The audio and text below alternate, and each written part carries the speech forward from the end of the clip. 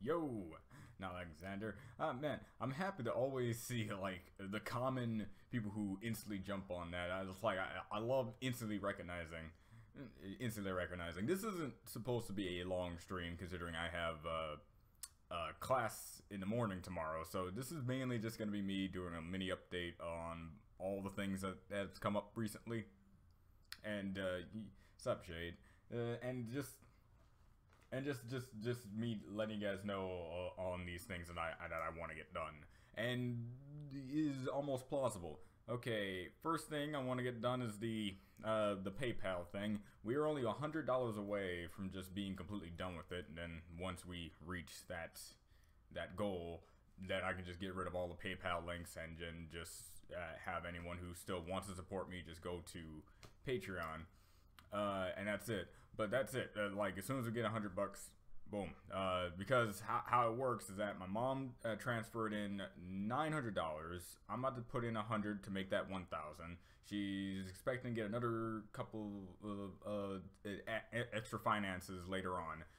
Before the deadline ends, and basically we just need to cover that 500 mark from the 3,500, and then we're pretty much golden before the deadline hits. So that's out of the way.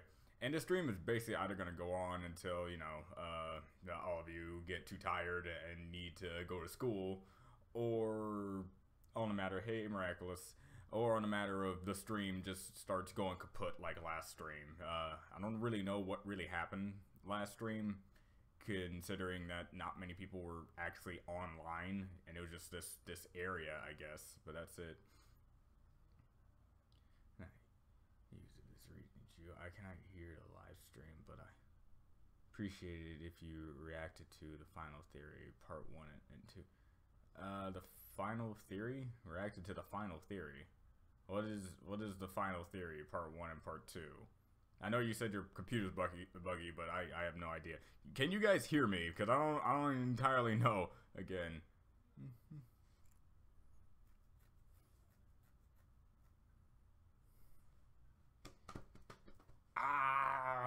Why do you always remind me that here's the thing, since I have a new phone, I don't have my usual manga app open.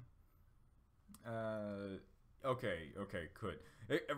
Okay, just in case, if for people who remember these streams and stuff, be sure to tell me, like, say hi, and also say, I can hear you, or something like that, along with it, so I don't have to constantly ask, because since I can't hear myself, I'm always scared that I'm talking to nothing right now, and just nothing's on.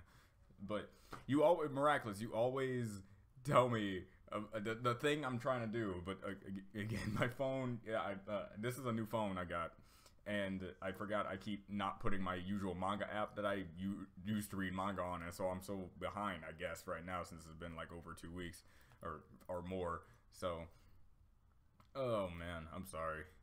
But since this is a live stream, it's going to be uploaded anyways, I guess I'm just going to get all the general information out, so for anyone who's going to watch this on their own time, can already just know it, and not have to wait until, like, we get, like, a vast majority of people on the stream. Okay, HIVESWAP. I got the game, and I have not touched it, because I'm hoping to do a Let's Play on it, hopefully.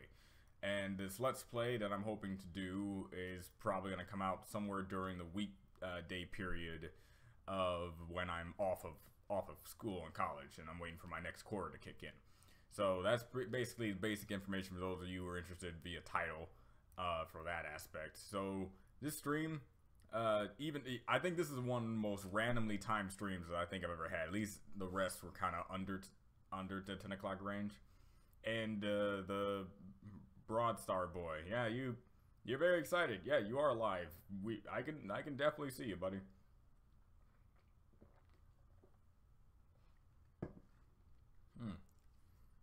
Yeah, since I can clearly tell this stream is like really poorly timed, because at least the other streams had around like 10 or 12 people to instantly come on. Right now it's just the usual handful of people that usually just pop on my stream, and no one's else at this point. And usually this is the point where I'll be pretty much just drowned in questions. So yeah, this is going to be a generally short stream. I just wanted to do another update on this and just basically show you guys how I am. What's going on here? Another stream?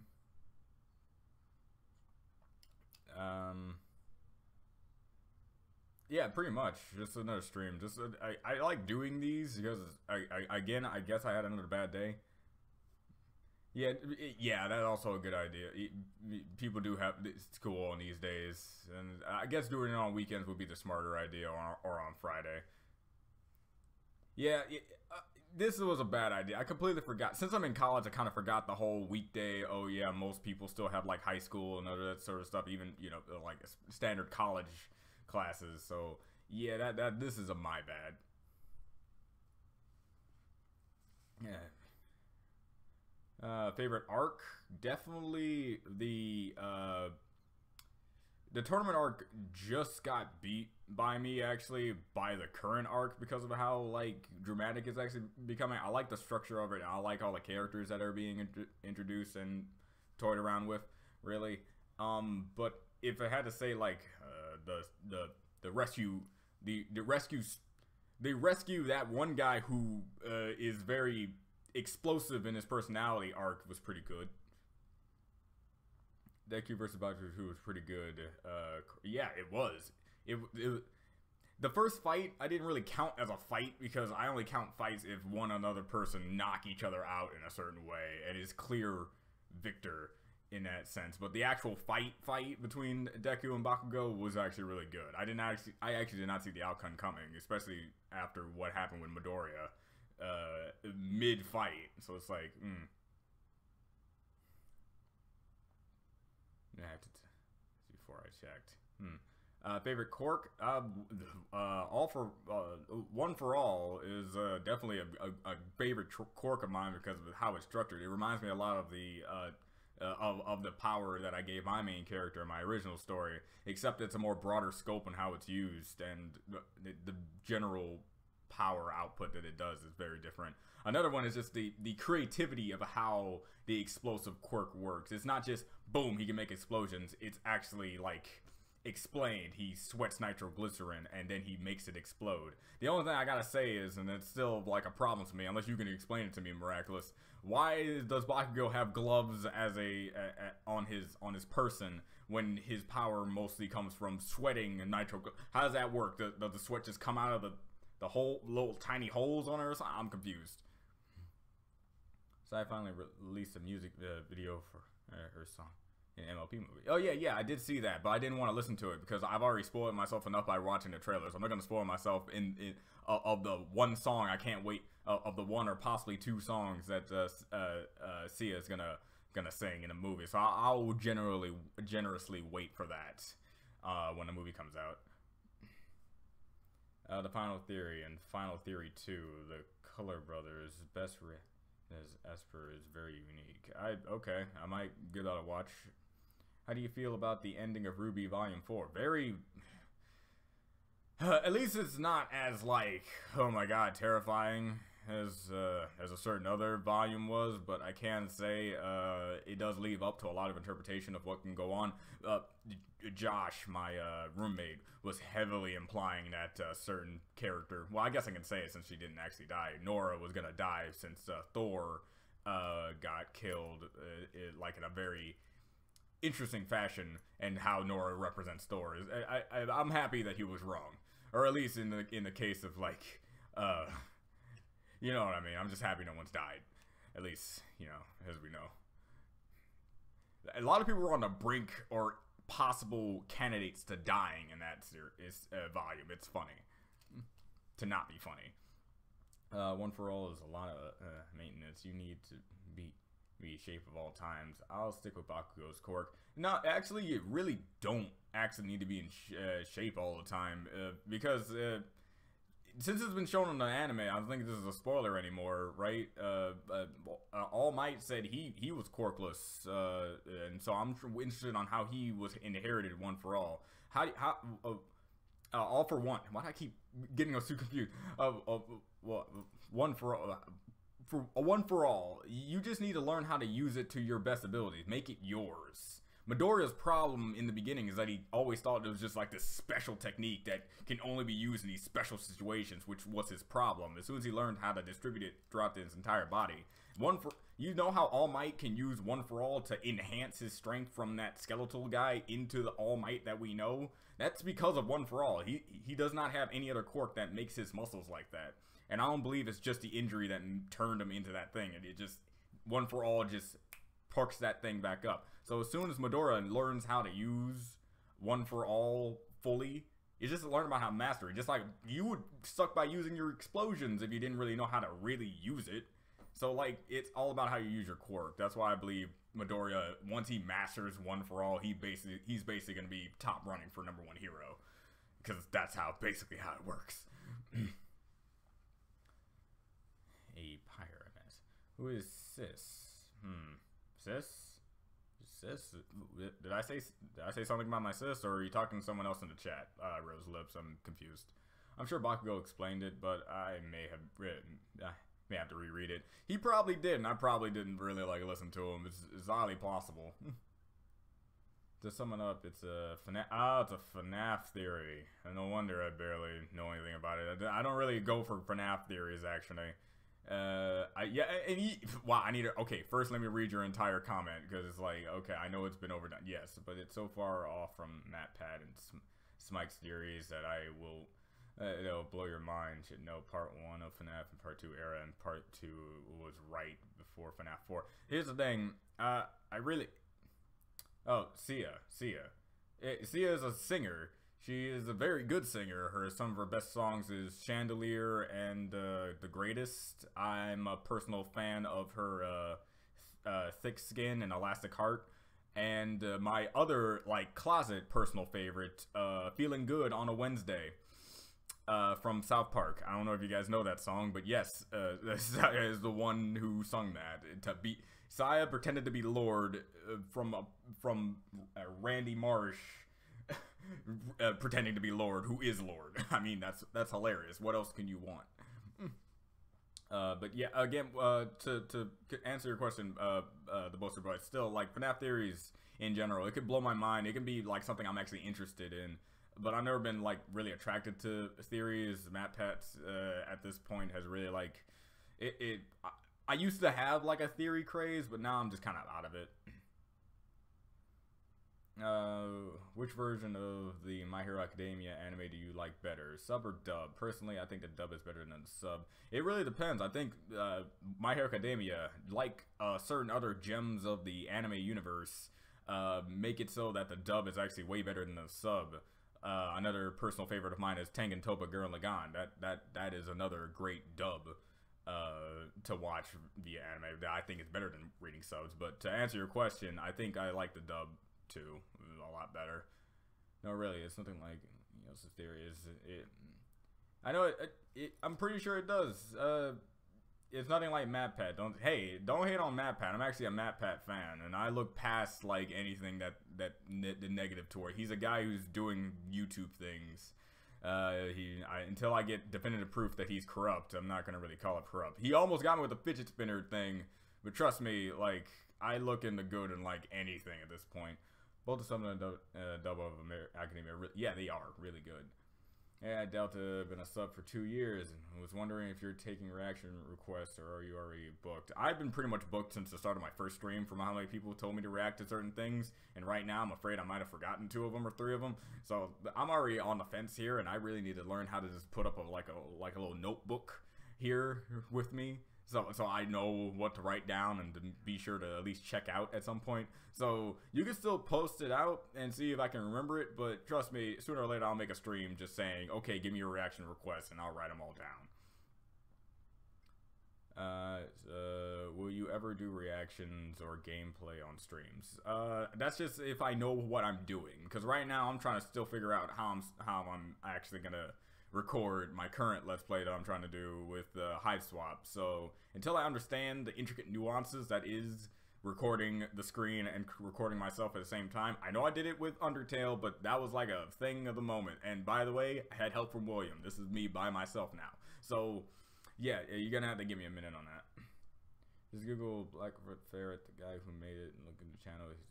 Dude, enough with the hard sell. If I said I'm not gonna watch it, you can't really change my mind by saying how epic it is. I get it. It's probably really good, but until I'm interested in theories again, I'm not gonna watch any theory videos. It's like telling me to watch an anime that I hate. I'm not gonna watch it. But again, it will be in my head if I ever get back in it. But it's not like it's impossible for me to get into it. I will probably watch it if I feel like watching a theory video. Because me, myself, I'm not much of a theory guy. But again, I appreciate your passion of me wanting to watch it. Trust me. But just no, like, you don't have to constantly like throw it out there. I know it exists and I might look at it later. But we're not right now.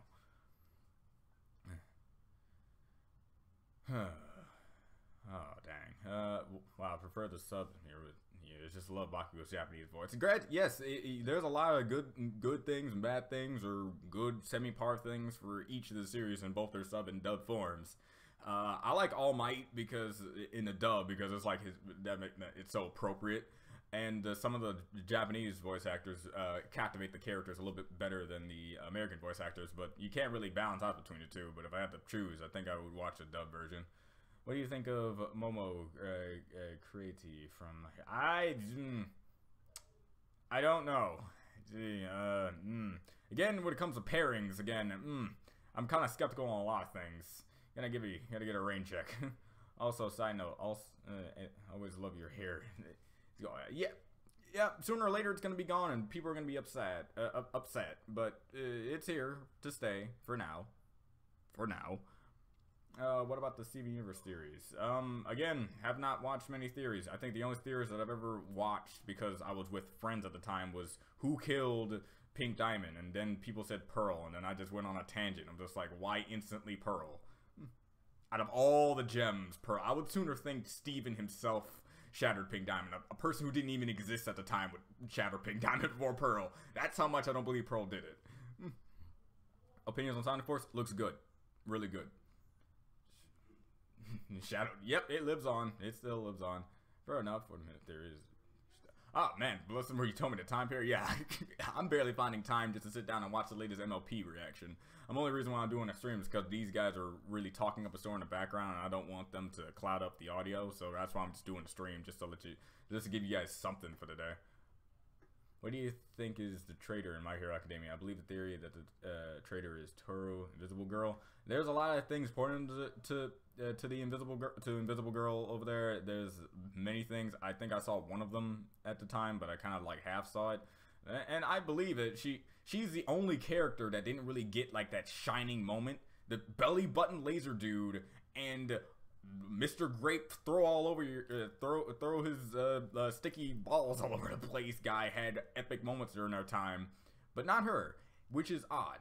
And the one thing I did notice is that Mr. Crazy Hand dude, I keep forgetting his name, Mr. Crazy Hand guy, found Midoriya, but it seemed like he was actually looking for him because he knew he would be there, and the person who suggested to go to the mall was her, right? So that's the only thing I agree with, was kind of coincidental in the fact of a traitor. But I also kind of believe in like the slight like hint that maybe it's the most casual looking dude in the verse. I forgot his name, but I think he's the detective and friend of All Might. But again, that's just because of his looks, and I know that's bad. Since I'm desperate. Two killers, mad scientist, soul harvesting scheme, pink guy is real, her crux, matrix, OMG. Alright. Alright. Again, hard sell, but I get it. It's something, I bet. Let's see here. Oh man, here we go. Oh no, I'm starting to lose control. I'm starting to go up. I'm starting to lose. People are starting to give me up again. Oh man. Try not to have My Hero Academia stories, please. I haven't watched the series yet since I'm finishing JoJo. I don't know if I said anything that's considered spoiler-like. It all depends on like where are you right now? Are you caught up with the anime? Because if you're caught up with the anime, I don't think I actually said anything like spoilerific, since I already just quoted things that the anime I already saw. If you're like in season 1 or halfway through season 2, then I would understand. But you got to tell me where you are so I can know what to keep my mouth shut about. Because when people say, please no spoilers, where do I stop here? Where's my threshold? Have you watched, or are you going to react to One Punch Man? I've watched all of One Punch Man. I've seen many people do reactions to One Punch Man, and they get a ton of views and a lot of new followers on it. And it makes me kind of upset because I would really like some One Punch Mans on my channel as well. Hold on, I see myself buffering. Come on. Is that it? Yeah, but I watched One Punch Man. It was a great series, one of a kind series. Actually, I always wondered what would Pokemon be like if you just followed the story of your character after he beat the Elite Four and the champion, and he has all these legendary Pokemon. What would he do? When I was finished the game, what do you do after that? Do you just sit there and just... I'm talking about casual players. Of course, you got those players that can do, like, you know, your tournaments and stuff. I'm talking about, like, casual player who got all the Pokemon, all legendaries, most powerful things in the game. What do you do? If you happen to stumble across that one trailer you skipped during the very beginning of the game by using one of the routes, and you run into him, and then you just summon Dialga, Palkia, and the god himself. Like, that's a show I want to see, just to see how that would work, and Saitama accommodated for that, and I love it. I'm not cutting my afro, but sooner or later it's gonna be gone. Sooner or later I'm gonna have to go to my parents who hate my hair, and they're gonna cut my hair. It's not my choice here. They nearly cut my hair during my grandfather's funeral, and that was just like, the only reason why we didn't do it is because we realized that Papa loved my hair back when he was growing up, so cutting it would actually do him a disservice at the funeral. And I was like, that makes sense, because he always liked my afro. And I was like, I kind of wanted to have an afro if he ever had to go like that. And it was more touching for me. It was just like, I remember him always like jagging around my hair, just like, you keep growing that out, you're gonna be your own personal tree or something like that. Man, I love that guy. So it's like, yeah, but yeah, my hair sooner or later has to go because the rest of my family members do not like my hair. Not in the sense they don't think I take care of it, because I take care of this thing all the time. They just don't think. I don't know why they just want to constantly cut my hair. They just want my hair cut because they believe I look better with it gone, I guess. Of course, 8 pink diamonds. Wow, not my style. Okay. Greg Chatter pink diamond. I would sooner believe that before Pearl. Yet another person who was not there at the time. Do you want to build an afro? Yes, everyone wants to build an afro. Everyone knows they want to build themselves an afro, right? Okay. Opinions on Sonic Mania. Huge Sonic nerd for personal reasons. Yeah, personal reasons. Love Sonic Mania. Everyone was excited for that game. While some people were skeptical, I'm happy that they were wrong about being like, maybe this game won't live up to the hype. Yeah, it really lived up. It was a really good game. Like the standard complaint, I do wish there were more new stages, because when it got to the new stages, I was having way more fun than I had to replay those old stages, especially when some of those old stages had some pretty BS, like both structurally and enemy-wise. I hated them. Like, right now, well, not right now, a while ago, I was really stuck on Oil Ocean Zone, because the boss, my gameplay style apparently does not accommodate for that type of boss, and I was just getting destroyed left and right. I had to put the game down for a long time until I rage quit. Then I came back and I beat it, and I was like, okay, and the rest of the game was pretty much smooth sailing. See, it's that one stage that just gets you down, and it's harder than the final boss. It's weird. But yeah, Sonic Mania was great. Did you watch Kim Possible? Yes, I did, religiously. And trust me, like, for a while now, I've been thinking about going back to my childhood shows, just to do like a blind, like a re-reaction of certain episodes that I love, just so we can reminisce about the good old days when shows didn't have to be like really bad to be good. You know what I mean? With Teen Titans Go, people say it's really bad, but for some reason it's so good it gets all these seasons and all these episodes. So that's what I mean. Back in my day, shows were good to be good. So yeah, I was thinking about doing that, because while I have watched like a majority of like very big childhood cartoons and stuff like that. I do want to give them more love and just remind people that back in the day, back in our generation, we had some good shows. Megas XLR, what was that? Oh, the best show ever, involving a fat gamer dude and his stoner head friend meeting an alien chick with a giant robot. Man, all he had to do was attach his car, and apparently he could break reality because his controller knows cheat codes. I mean, come on. That show could be existing today. No, it's not, because not many people are that creative anymore, apparently. This is gonna change my YouTube name to Deal with Your Shadow for funnies. Good. Sure, do it. The idea is I can't. Siri. Let's see, this Fury vacuum. Could you react to my 4-minute cheap animation made with a friend? There's a lot of things I need to get into, man. I cannot prompt. See, I can't just say yes, because then that's lying. I should say I will try. If you come around during the stream where I'm gonna ask people and just like talk to them and then actually have myself a list to write down, it's gonna be like a Patreon thing too. Like, for any of my Patreons, I can just write down and I'll immediately get to those reactions for their special occasions.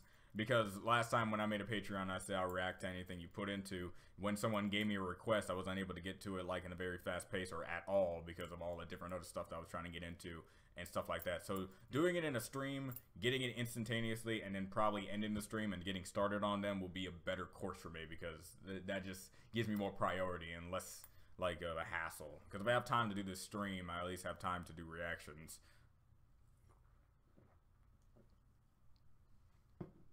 Being this, I'm the only exception because I got these guys in the background and I hate it.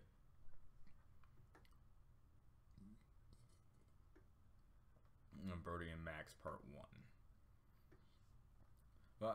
Well, Axe so biased. I'm pretty sure having a Darkrai in Latios will get quite boring after winning all the time. Trust me, every time Tobias is brought up, I constantly have to repress my memory of the first time I saw the Sinnoh League.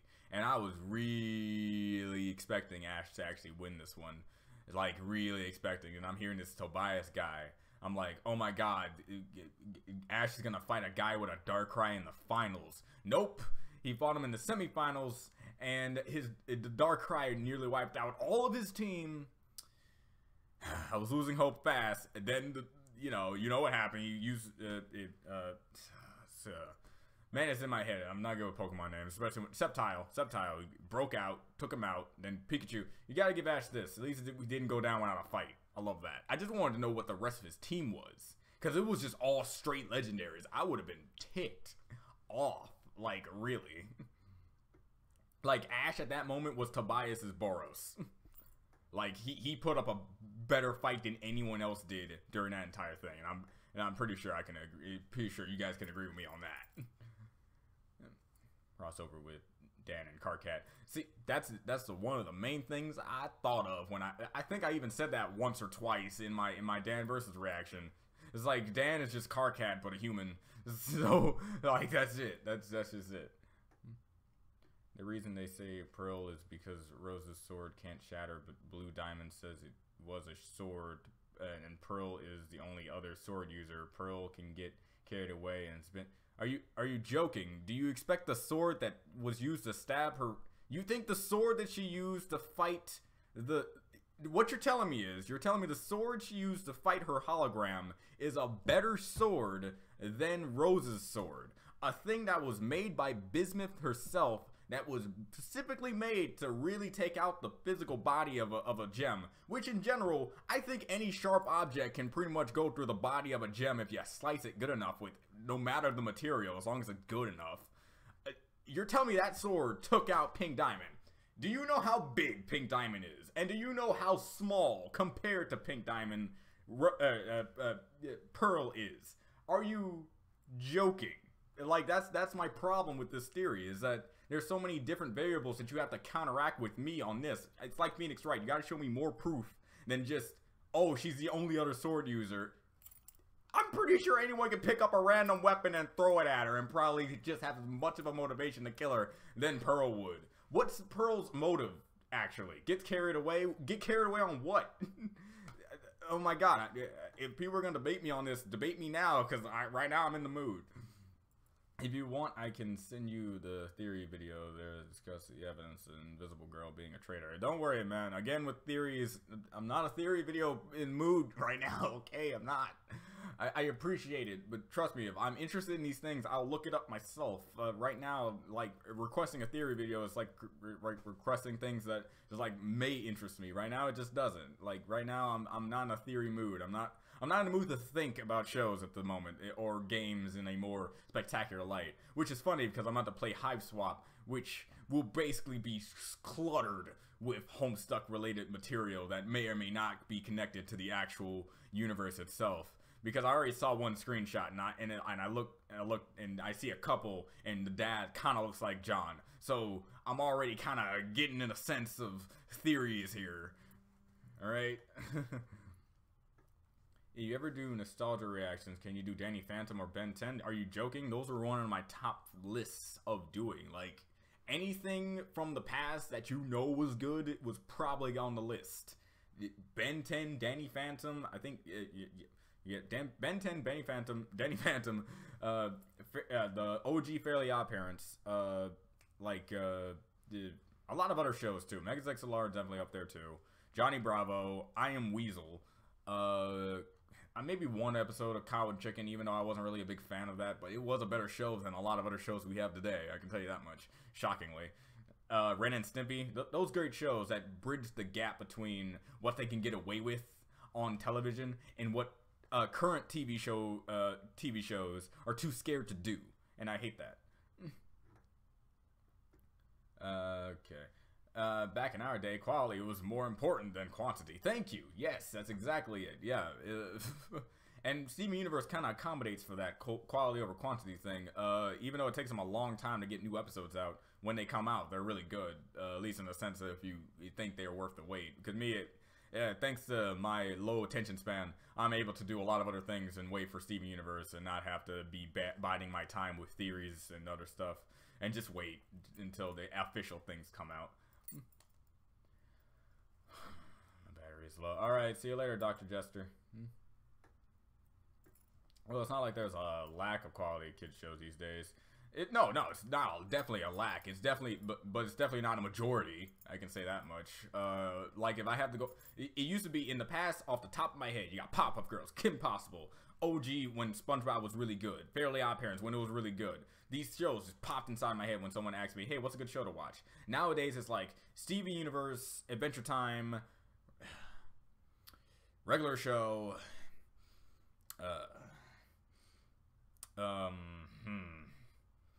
That's what I mean. I bet there are other good shows out there. I heard OKKO is actually a really good show, and I know there's other shows like Star vs. Force or Evil that just came to my mind.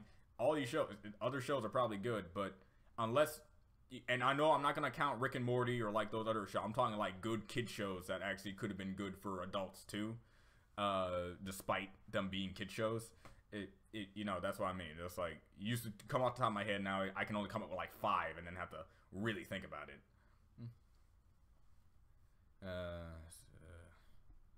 I'm 20, so I don't know what you mean. I'm sometimes wish I could go back and watch some. Yeah. Nah, it's not. Yeah, I definitely wish that too. Alright, let's see here. Hey dude, how dare you beat yourself in your Metal Knight and explode and annoy me. Anyways, I saw you destroying the shitty parade and you did the freaking pose. What?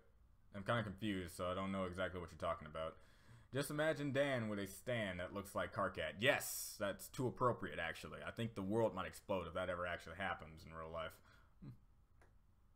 This, okay. Pearl's flimsy sword can't shatter a diamond. Thank you! The flimsy sword can just cut. Are you like? Come on, really? That force people think about it. I want Rose's sword versus Pearl's sword. Tell me who wins in a fight. Thank you. Yeah, you already know the answer. It's clearly the bigger, clearly better structured sword and the more noticeable sword, actually. So, look. I would believe in Blue Diamond. I'm going to be the Phoenix Wright guy and say I believe in Blue Diamond's testimony that it was a sword. Yes, I believe it was a sword, but we don't know what kind of sword, how big the sword was. We don't know that if what I know people don't want to point to White Diamond or like other diamonds because they either think it's too obvious or they don't think it's dramatic enough and they want to think of other things, but we do not know the weapons of these diamonds. We don't. So unless we get the weapon confirmation that none of the diamonds have a weapon that is a sword, my speculation for it being one of the diamonds is my speculation. I have a character named Kazuo. He says, don't second guess the obvious, because sometimes the obvious is a better surprise than a surprise that no one really actually could have did. It's like that M. Night Shyamalan movie. I think it was like The Elevator or something, involves an elevator, and then suddenly one of the characters, I'm not going to say who it is just in case someone wants to watch that movie, but one of the characters is so out of left field to being the thing that is like tormenting the people. It's like, that's a twist, but where was the foreshadowing and where's the actual overall context to it? Yes, it would be very dramatic for Pearl to be the Pink Diamond Killer, but why did she do it? How did she do it in the realms of believability? And what's the point of her doing it? Did she do it for the regime? Did the regime really need that? I would sooner believe Rose did it before actual Pearl did it, and we already think Rose didn't do it because of all the signs pointing to her, which usually would indicate it's somebody else. And no, I'm not gonna dog on Yellow Diamond because she acted out in rage like that. Because, granted, I may have had that sentiment before, but someone just accused me of killing my sister. Yeah, I would kind of go off too. So yeah, since we have the one person that is another suspect in the matter not plead her case, I cannot rule her out as a possibility here. Diamonds are giant women. Yes, they're huge women. Huge women with possible gems around this section or belly button, same area as Rose's of her body. I would like to see Pearl jump up, surprise attack Pink Diamond by jumping up, stabbing her flimsy sword into her diamond, expecting it to break. It took an entire long fall on a rock for Amethyst's gem to get kind of cracked, and then slowly, you're thinking a diamond, a thing that's way harder, is gonna take that little thing? Are you, like, even Steven knew that he would probably have to use the breaking point to take it out, because the breaking point was made to like really do a pinpoint accuracy pressure point like system to a gem. But even I think the breaking point would have at least like to have to do 2 or 3 times to a diamond to really like shatter it. All right.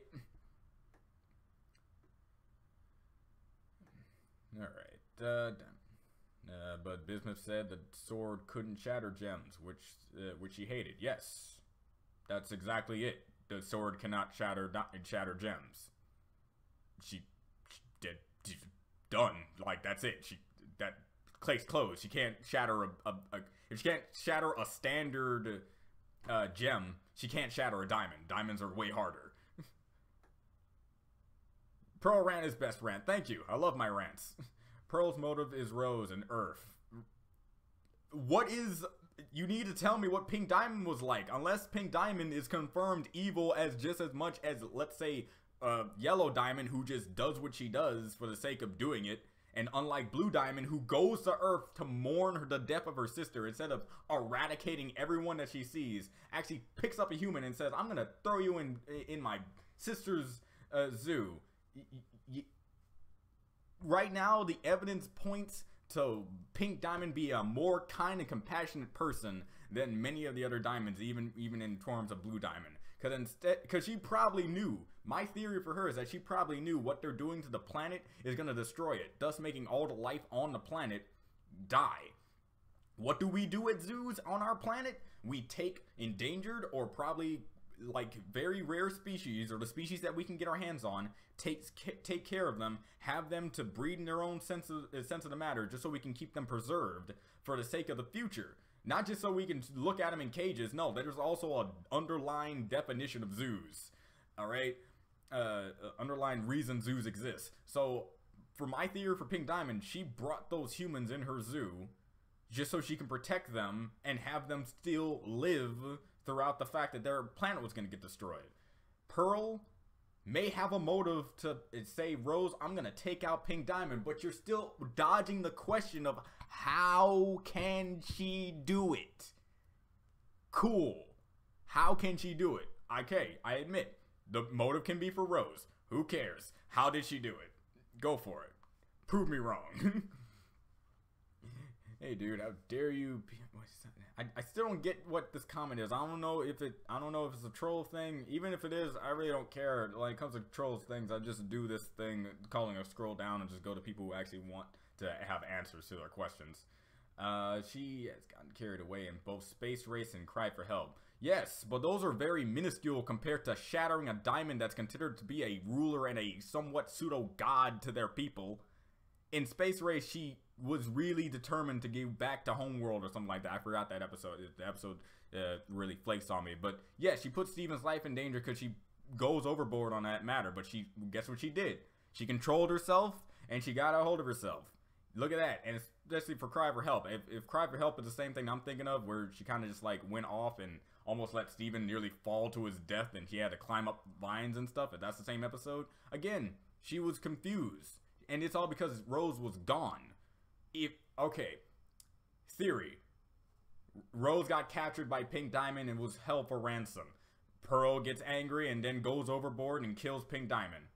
That doesn't fit anywhere with what the testimony showed of Pink Diamond casually stepping out of her palanquin and then instantly getting taken out like that. And if anyone is going to say Pearl is Pink Diamond's Pearl, I highly doubt that. Because if what we see is true, the pearl matches the color of the diamond, and I would sooner believe our pearl is White Diamond's pearl before I believe that our pearl is Pink Diamond's pearl, and that's how she got the drop on her. Oh, it's funny I say drop on her, because the only way she would be able to drop on her if she was 1,500 feet in the air. How are you? Thanks, Rose Lips. I'm fine. I'm doing good. Let me just put this out there. Bike, my electric bike. I brought it to the shop. They just to get my tire fixed. As soon as I came back and they got my tire fixed, apparently they shorted out the fuse that was inside the battery. Now I have to wait a few more days and probably pay a lot more money just to get my actual bike fixed because they broke. So yeah, I'm kind of ticked off. So when I get ticked off or when I'm trying to do something, I either watch a good show like Rick and Morty at this point, or start a live stream so I can talk to people that obviously can calm my nerves. And thank you for existing, guys, because clearly I really need this right now. This is what happens when October is on its way. Is trying to do all the bad stuff it possibly can so it can build up that mental stress in my mind just so it can have another bad October 27th.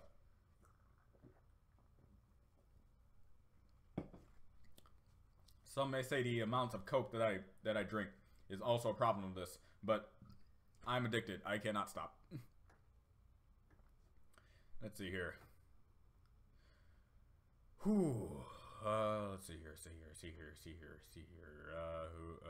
Oh, no. Man, okay, yeah, now I know I'm definitely way far behind now. Great. Hey, Brandon. I'm still saying Yellow and White Diamond had a hand in Pink's death. I would go as far to say that it was simply just White Diamond because, granted, I did say the whole second guess the obvious thing, but Yellow Diamond seems a little too, like, out there for me. I am not against it, definitely. The way that she acted when she was accused of a murdering of Pink Diamond, yes, that's definitely a way you're not supposed to act when you're being accused. Trust me, I've done this with police officers whenever they stop me for some reason when I was on my electric bike and I was apparently on the wrong side of a area I was supposed to be on the other side. Here's what you do when you encounter police officers. Do not, and I repeat, do not act in any sort of hostility. Just because you're ticked off and they don't understand your scenario doesn't mean they're gonna not do their job.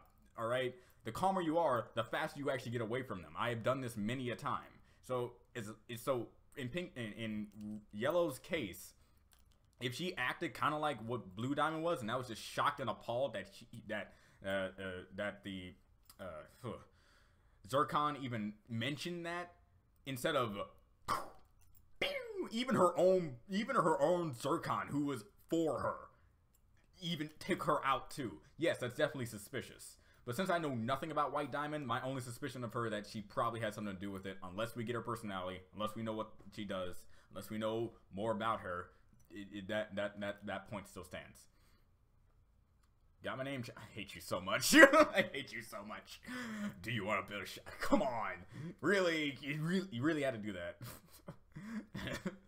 There are a whole lot of references in HIVESWAP. Won't spoil. Bet there is. I mean, it's Homestuck. It's a Homestuck related video game that's set in a Homestuck universe. I'm pretty sure there's gonna be a ton, if not a ton, of references, and I can't wait to miss every single one of them because my lord, I'm gonna get a lot of flack when I upload my Let's Plays, I bet, because they're gonna be like, hey, did you see this? Did you see that? Because I only saw a few images of the background, and boy howdy, there's a lot of stuff. Sorry. Ben 10 is way too OP. He can beat anyone at this point once he became an immortal reality warper. Yeah, he can beat almost anyone. Yeah, you have other characters that can overwrite, like, Ben's abilities. Alien X is definitely, yeah, a celestial being who casually just recreated a universe. Like, he just stood there and just like, I want a universe. Done. So that gauges his strength to being way higher than just standard universal. If he can just wave his hand, boom, universe. Unless you put, I only gauge people if they put in the maximum amount of effort into something. That's their limit, and that's where you power scale them from. But if they casually do something, like how Saitama casually beat Boros with that serious punch, I clearly can see Saitama's way stronger than people make it out to be, just from him apparently deflecting and killing the guy who can barely wipe out the surface of the planet, or in some translations, the planet itself. Either or, Saitama's definitely still holding back a lot more. Just like how Goku apparently is holding back 99% of the time during all of his fights. But yeah, but the celestial being thing, definitely he can be over.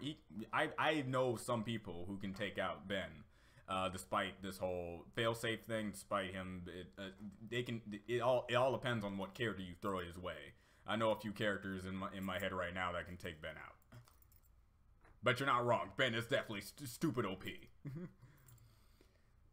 Name is, hey, Miraculous, you should know this. You should know me. Just because you tell me his name doesn't automatically mean I'm gonna immediately remember it. Come next stream, I'm still gonna call him the hand guy. In my stance, as always, if you know who I'm talking about, you have no need to correct me, because clearly enough, you know who I'm talking about. So correcting me will only just lead nowhere. I'm sorry, I'm stupid. I heard HIVESWAP and ran. Then how are you still here? Are you on your phone? This era of cartoons is the best in my opinion. It has more story-driven show and has more fluid animation. Okay. Yeah, I can agree that this era of cartoons definitely. So you're telling me Teen Titans Go has such great story-driven stuff. You're telling me the Powerpuff Girls, such great storytelling. Current SpongeBob, great storytelling. I get it. These shows are not the current definition of our era, but definitely they exist, and I'm pretty disappointed in it, considering that you only had maybe only one show that I probably even thought of during our previous era that was technically bad. And in a way, when it comes to story-driven things, Steven Universe, Star Wars Forces of Evil, Adventure Time, the current Adventure Time, I think they canceled that, or it ended. Either or, it had great forms of storytelling. Definitely, yeah. I love how cartoons nowadays are evolving to the point where they can still be funny and random all over the place, but still have a structured storytelling to it. Being a story writer myself, of course, I appreciate that. But definitely, when you have those clear blights, that's actually diminishing the value of those shows just from their existence, and just showing that mindless people who don't care about the story aspect to better shows out there. It's definitely just saying that was never really a problem back when I was growing up, at least.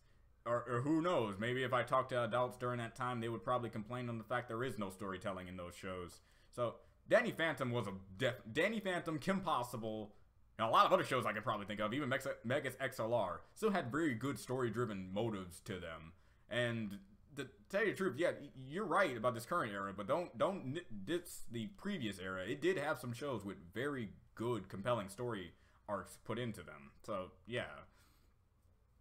To me, the non-plot episodes of Steven Universe are not worth the wait. To tell you the truth, yeah, I understand that. Especially when you have to wait so long and all you get is like things that are counted as filler, But throughout my entire time watching Steven Universe, even things that are counted as quote unquote filler, I still get a general feel that I should have watched it because it either has some character development. I guess the only one you can really skip out on is the crossover between Uncle Grandpa, since that is just straight up randomness all over the place. Unless you want to count that as the episode where he can just casually summon his shield. Because, correct me if I'm wrong, but after the Uncle Grandpa episode and he learned just to immediately summon his shield, did an episode come out after that where he was shocked that he could just summon his shield out of the way?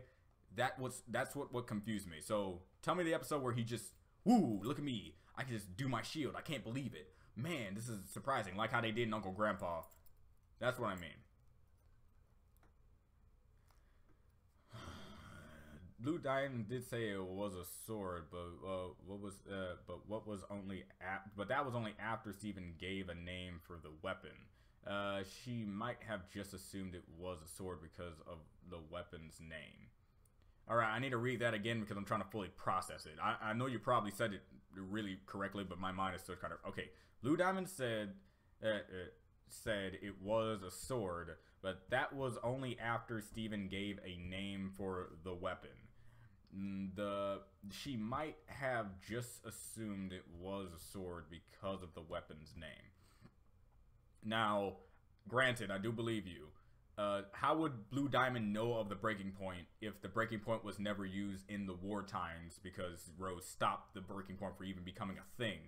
So that makes sense. When Steven says she probably had to use the breaking point, how would she interpret that the breaking point was a different weapon than a sword? However, you can also argue the fact that, unless I'm already saying what you're saying, that as soon as Steven said the breaking point, she said, no, the weapon is called a sword, and we know it's a sword because of how it was done. Or like that. Either way, they know Rose because of her sword. If anything, Eyeball, the ruby eyeball, has anything to prove is that, yeah, okay, who cares about her shield? Like, who cares about that? It's the sword. That's the one of a kind thing people know about.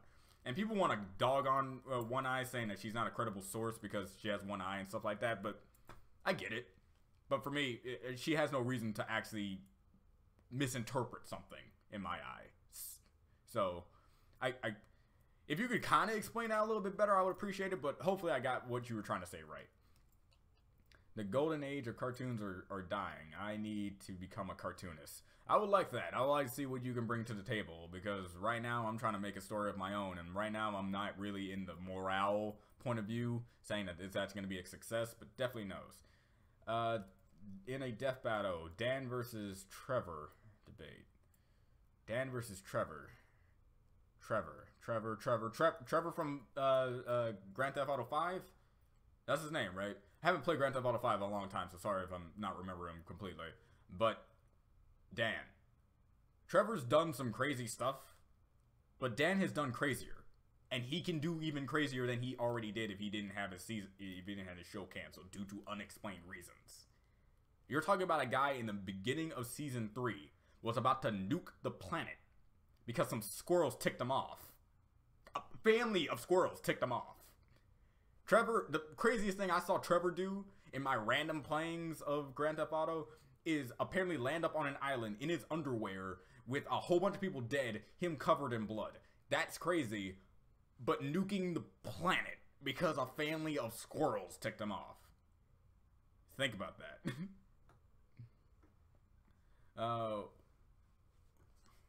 What consoles do you own or want? I currently have a PS4, Switch, not mine, but I use N64, SNES. I have a new 2DX XL, and I'm planning on getting a PSP for personal reasons that I will not say. What consoles do I want?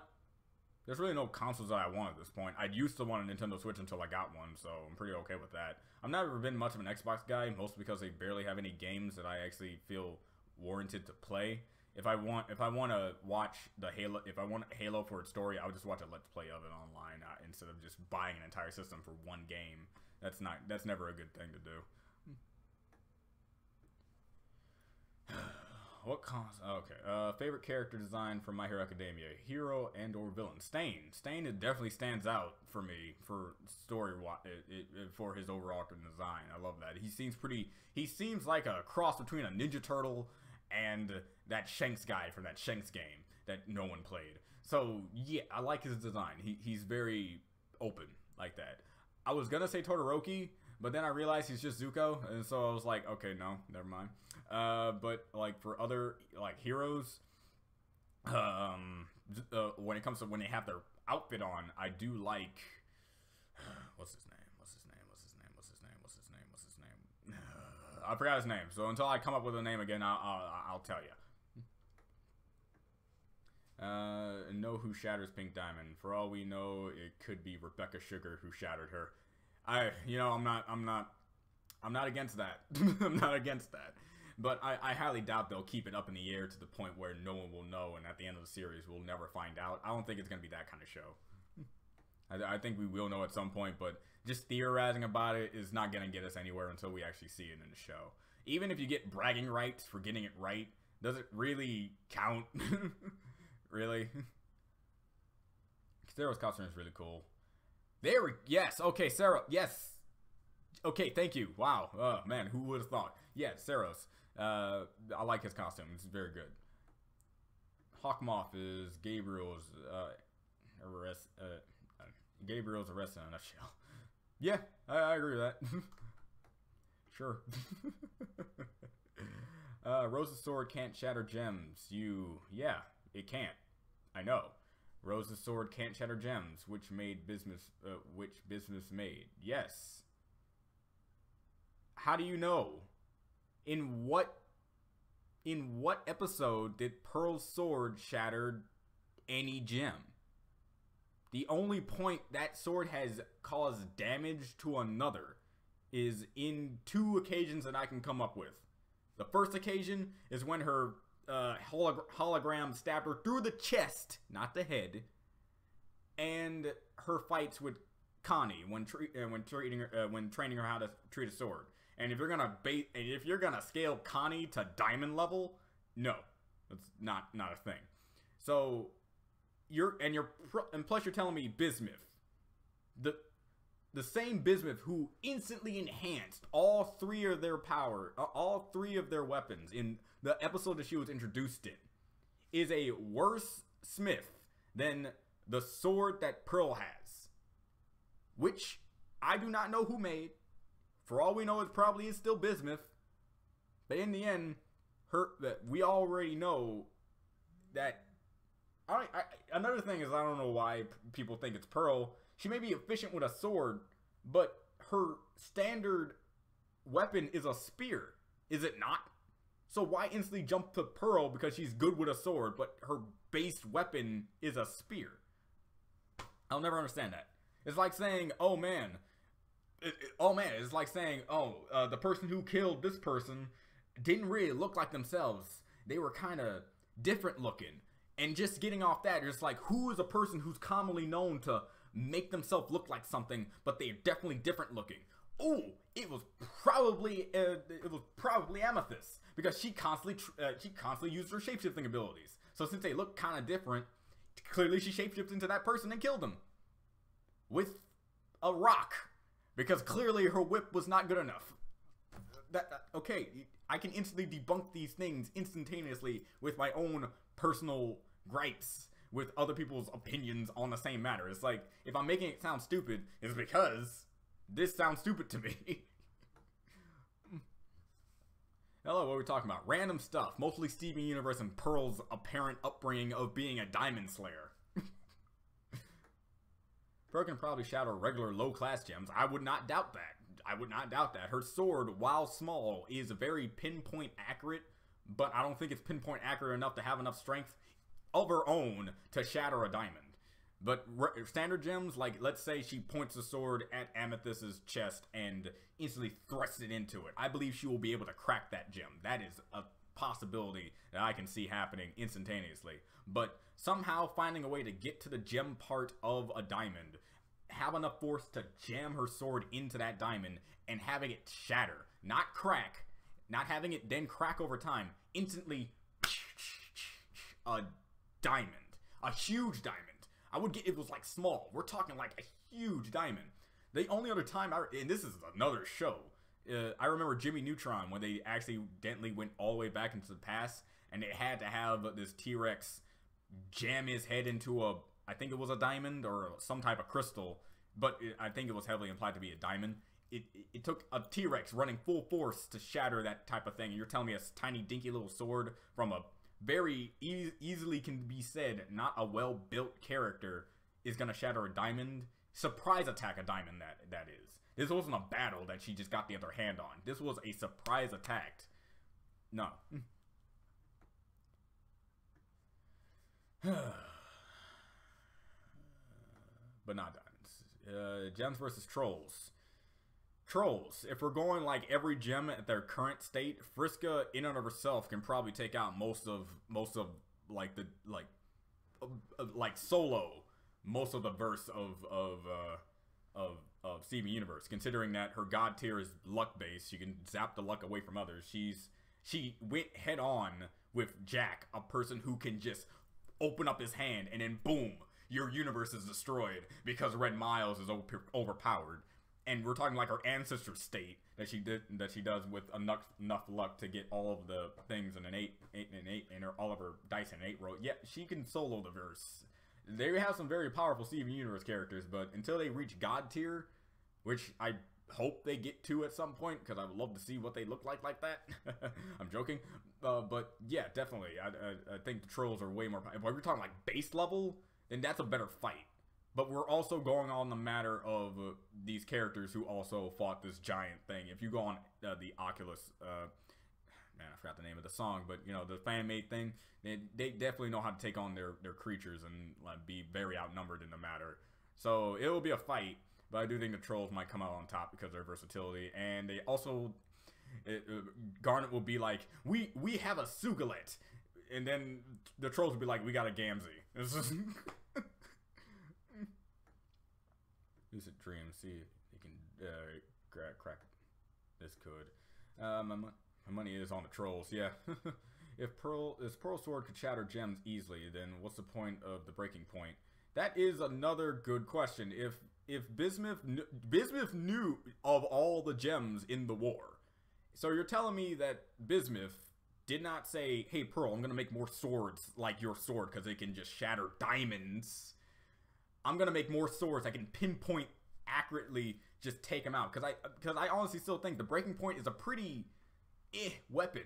Like, the only way you can really use the weapon is to take out their material, take out their base form, and then carefully place it in the right way and shatter them for good, making it so they can't like get a res or something like that. That's the only thing I can see them looking. Or if you're really good with it, you can instantly like boom, boom, boom, boom. But like, let's say a fighter like Pearl using the weapon would be very hard because that seems like a very heavy duty weapon. So like, but yeah, that's a good point. Joshon 44, you're making good points here. Because Rose refused. Then why does Pearl still have her sword? Duh. Unless you're just talking about the breaking point. But again, if the Pearl sword can shatter diamonds, Rose would not accept that either. And if you're gonna tell me Pearl start using the sword after the fact, then that just disproves your entire theory, because she didn't have the sword during the time of the killing. Ruby and Tracer need to be best friends. Yes, I believe that. That's not an argument. That's not an argument point. What the crystal gems really need to do is weaponize Greg's power to turn gems into babies. Yes! Oh man. Didn't her jump. Didn't her jump. Didn't her jump. Didn't her jump. Oh no. I'm lost again. Oh, okay. Our Pearl can't be white diamond because look at her skin, then clothing, then spacesuit. That's not a good point, considering that they can. Skin is white. I don't care what you say. It's white. Her gem is on her head, which is the same gem location as the diamond of white diamond, and the other diamonds have their pearls, and their pearls are right where their diamonds pearls are. So that's another point on my side. Her clothing can be changed if she gets poofed, which probably is what happened when she joined the regime. Just like what happened with Garnet. You don't see Cotton Candy Garnet anymore because she changed her outlook to fit her style. Then the spacesuit had just been something left over from the time where she was working with Rose, and just got it. None of these points disprove anything. White skin, blue and yellow clothes, pink spacesuit. And now you're just confirming again. She has white skin. White diamond is what?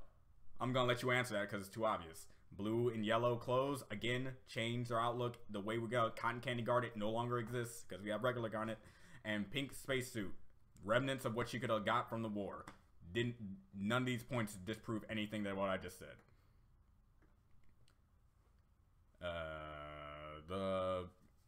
The broadster door, you're saying Bismuth told Pearl to shatter pink diamond, or any diamond. Huh. I just got here. Sup, Captain Falcon Racer? Good. You probably have been here for a while, considering that I'm probably way far behind, but glad to have you here, man. A diamond breaks a diamond. We only have 4 when white diamond herself, and white or pink herself. Thank you. That's why my current theories are it's either white, it has to be one of the diamonds, because, like Rolf once said, rock can beat other rock. But just because this rock is smaller, the same rock that he's hitting the rock with has the same amount of density and pretty much hardness. That's how that works. Pearls are way more flimsy than in the opinions of diamonds, way more flimsy than themselves. So I would only suggest that a diamond could shatter another diamond, because that would make the most sense. As for like the pink diamond, she probably killed herself theory. I like that too, because like I played Phoenix Wright. Not gonna say which game because I might be spoilers for people who have not played it at this point. But if you guys know what I'm talking about, the person who did the whole killing himself thing was like a shock to me, only because I saw it coming, but I didn't want to believe it because I thought it would be too obvious. So that sort of thing. So like again, don't second guess the obvious. Sometimes it's just that. Don't be like Ronaldo. Don't be like Ronaldo. It can't be just you. I like that episode because it's like it can't be just you. There got to be something more. There got to be something more elaborate than just, oh, it was a diamond. Maybe that's just what it is.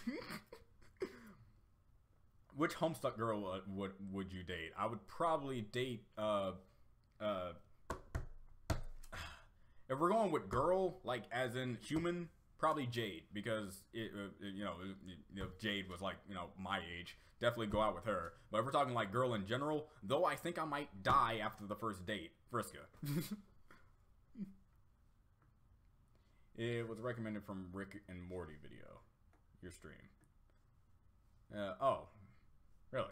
that's funny. Is that supposed to be hinting to the fact that I'm going to be uploading my Rick and Morty reaction soon? Ooh. Also, it's also been confirmed that there's an Ultimate Alien X, but it's never shown. Can you imagine? I can definitely imagine, but yeah, that's the thing that supposedly exists, and I believe that it's overpowered as all hell. But again, I already said, like, even with Ultimate Alien X, I still have like those 3 to 4 guys that can take Ben out, even with no matter how much energy that he has, because it's never about how big your attack potency is or how good you are to shape reality. If you have a certain thing that can just bypass those 2 things, you're basically worthless to those 3 guys I'm currently thinking of. But yeah, Ultimate Alien X, that's it. What would an Ultimate Alien X be like? There are certain designs of them out there, but I don't really know. Like we already know that Alien X can create an entire universe just from scratch. So it's like, where do you go from there? If you could just create an entire universe from scratch instantaneously, I'm pretty sure you can make multiple universes if he felt like it. Like beyond God level. And saying like Dragon Ball Super is kind of a stretch to me because these gods are not the type of gods that I'm used to. Alright? No, Teen Titans Go does not have great storytelling. I don't know if you didn't get my compelling and awesome sarcasm, which usually happens to some people, but definitely joking about the whole entire rant about how this generation has great storytelling and our old generation didn't really have it, but it did. Super Saiyan Blue is meh. Super Saiyan 4 is more interesting. You need to reflex instead of making DB. Yeah, I understand. I do agree with the people who say that the God form and Blue form are like lazy designed, and I honestly agree. They're just, one is a recolor of something we already know, and the other is just the same guy. It's just Kaioken, but he's slimmed down. That's literally it. But Super Saiyan 4 looked like thought was put into it, and I actually do love the design a lot better than any of the designs that we've seen so far in Super. But I will also agree that some moments in Super are better than other moments in GT.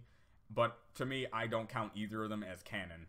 Not in my eyes. It kind of ruins the entire flow of what Dragon Ball Z was. So if I put Super in between Boo and the ending of Z, it just kind of just mess with my head, and I don't like it. Same thing with GT. I just wanted Z to end there. Like Goku is about to pass on another legacy of his after trying to pass off his legacy to his son, to this kid who is a reincarnation of one of the most powerful things of our universe has ever known. Like, I like that. Some people complain about it, but other people also say the GT ending is one of the best endings of Dragon Ball.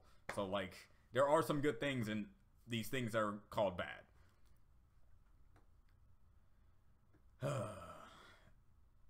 Teen Titans Go is just a bunch of bad humor and even includes the original Teen Titans episode dubbed over. Really? They did that? Is that a thing? I've been trying to ignore Teen Titans Go, and they did that on me? Whoa, alright. Rank the villains of My Hero Academia. What you met so far, from latest favorite to absolute favorite. All for one, Stain. All for one, Stain, Toga. All for one, Stain, Toga, the dude that can copy himself. Dude that can copy himself. Explodey McHanderson, I like to call him. And if you don't know who I'm talking about, that's good, because I'm trying to avoid spoilers here. Explodey McHanderson. And then you got the hand guy that has his hand on his face. See what I said? I immediately already forgot his name. So you can say it again. Just know I won't remember it. Because I really do not like how he's just a child. He's just a child. I don't like child villains very much. Want to read a webcomic? Read Ava's Demons. You won't regret it. I actually do believe I've seen some pages of that already. I think I was watching someone else read it at the time. But I'll definitely get into myself. Definitely. Because I do need another Homestuck in my life. There's a 12-minute delay. Okay.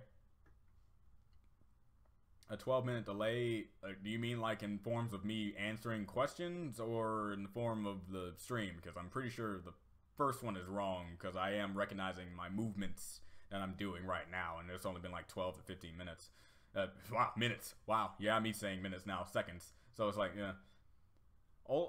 Ultimate aliens are aliens that evolve in simulations that makes them live in a war of 1 million years. I thought it was 8 million.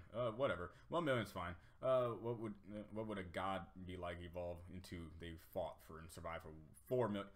So, okay, now you threw me off of that. For 1 million years. God times 2? I don't know. It's like I'm with the people who say some infinities are larger than other infinities. Infinities is not just oh my god, this is just a number that is just so big we can't comprehend it. It's that, but it's also a number that constantly continues to move up no matter what you say or do, like the universe. The universe is infinite because it constantly expands out forever.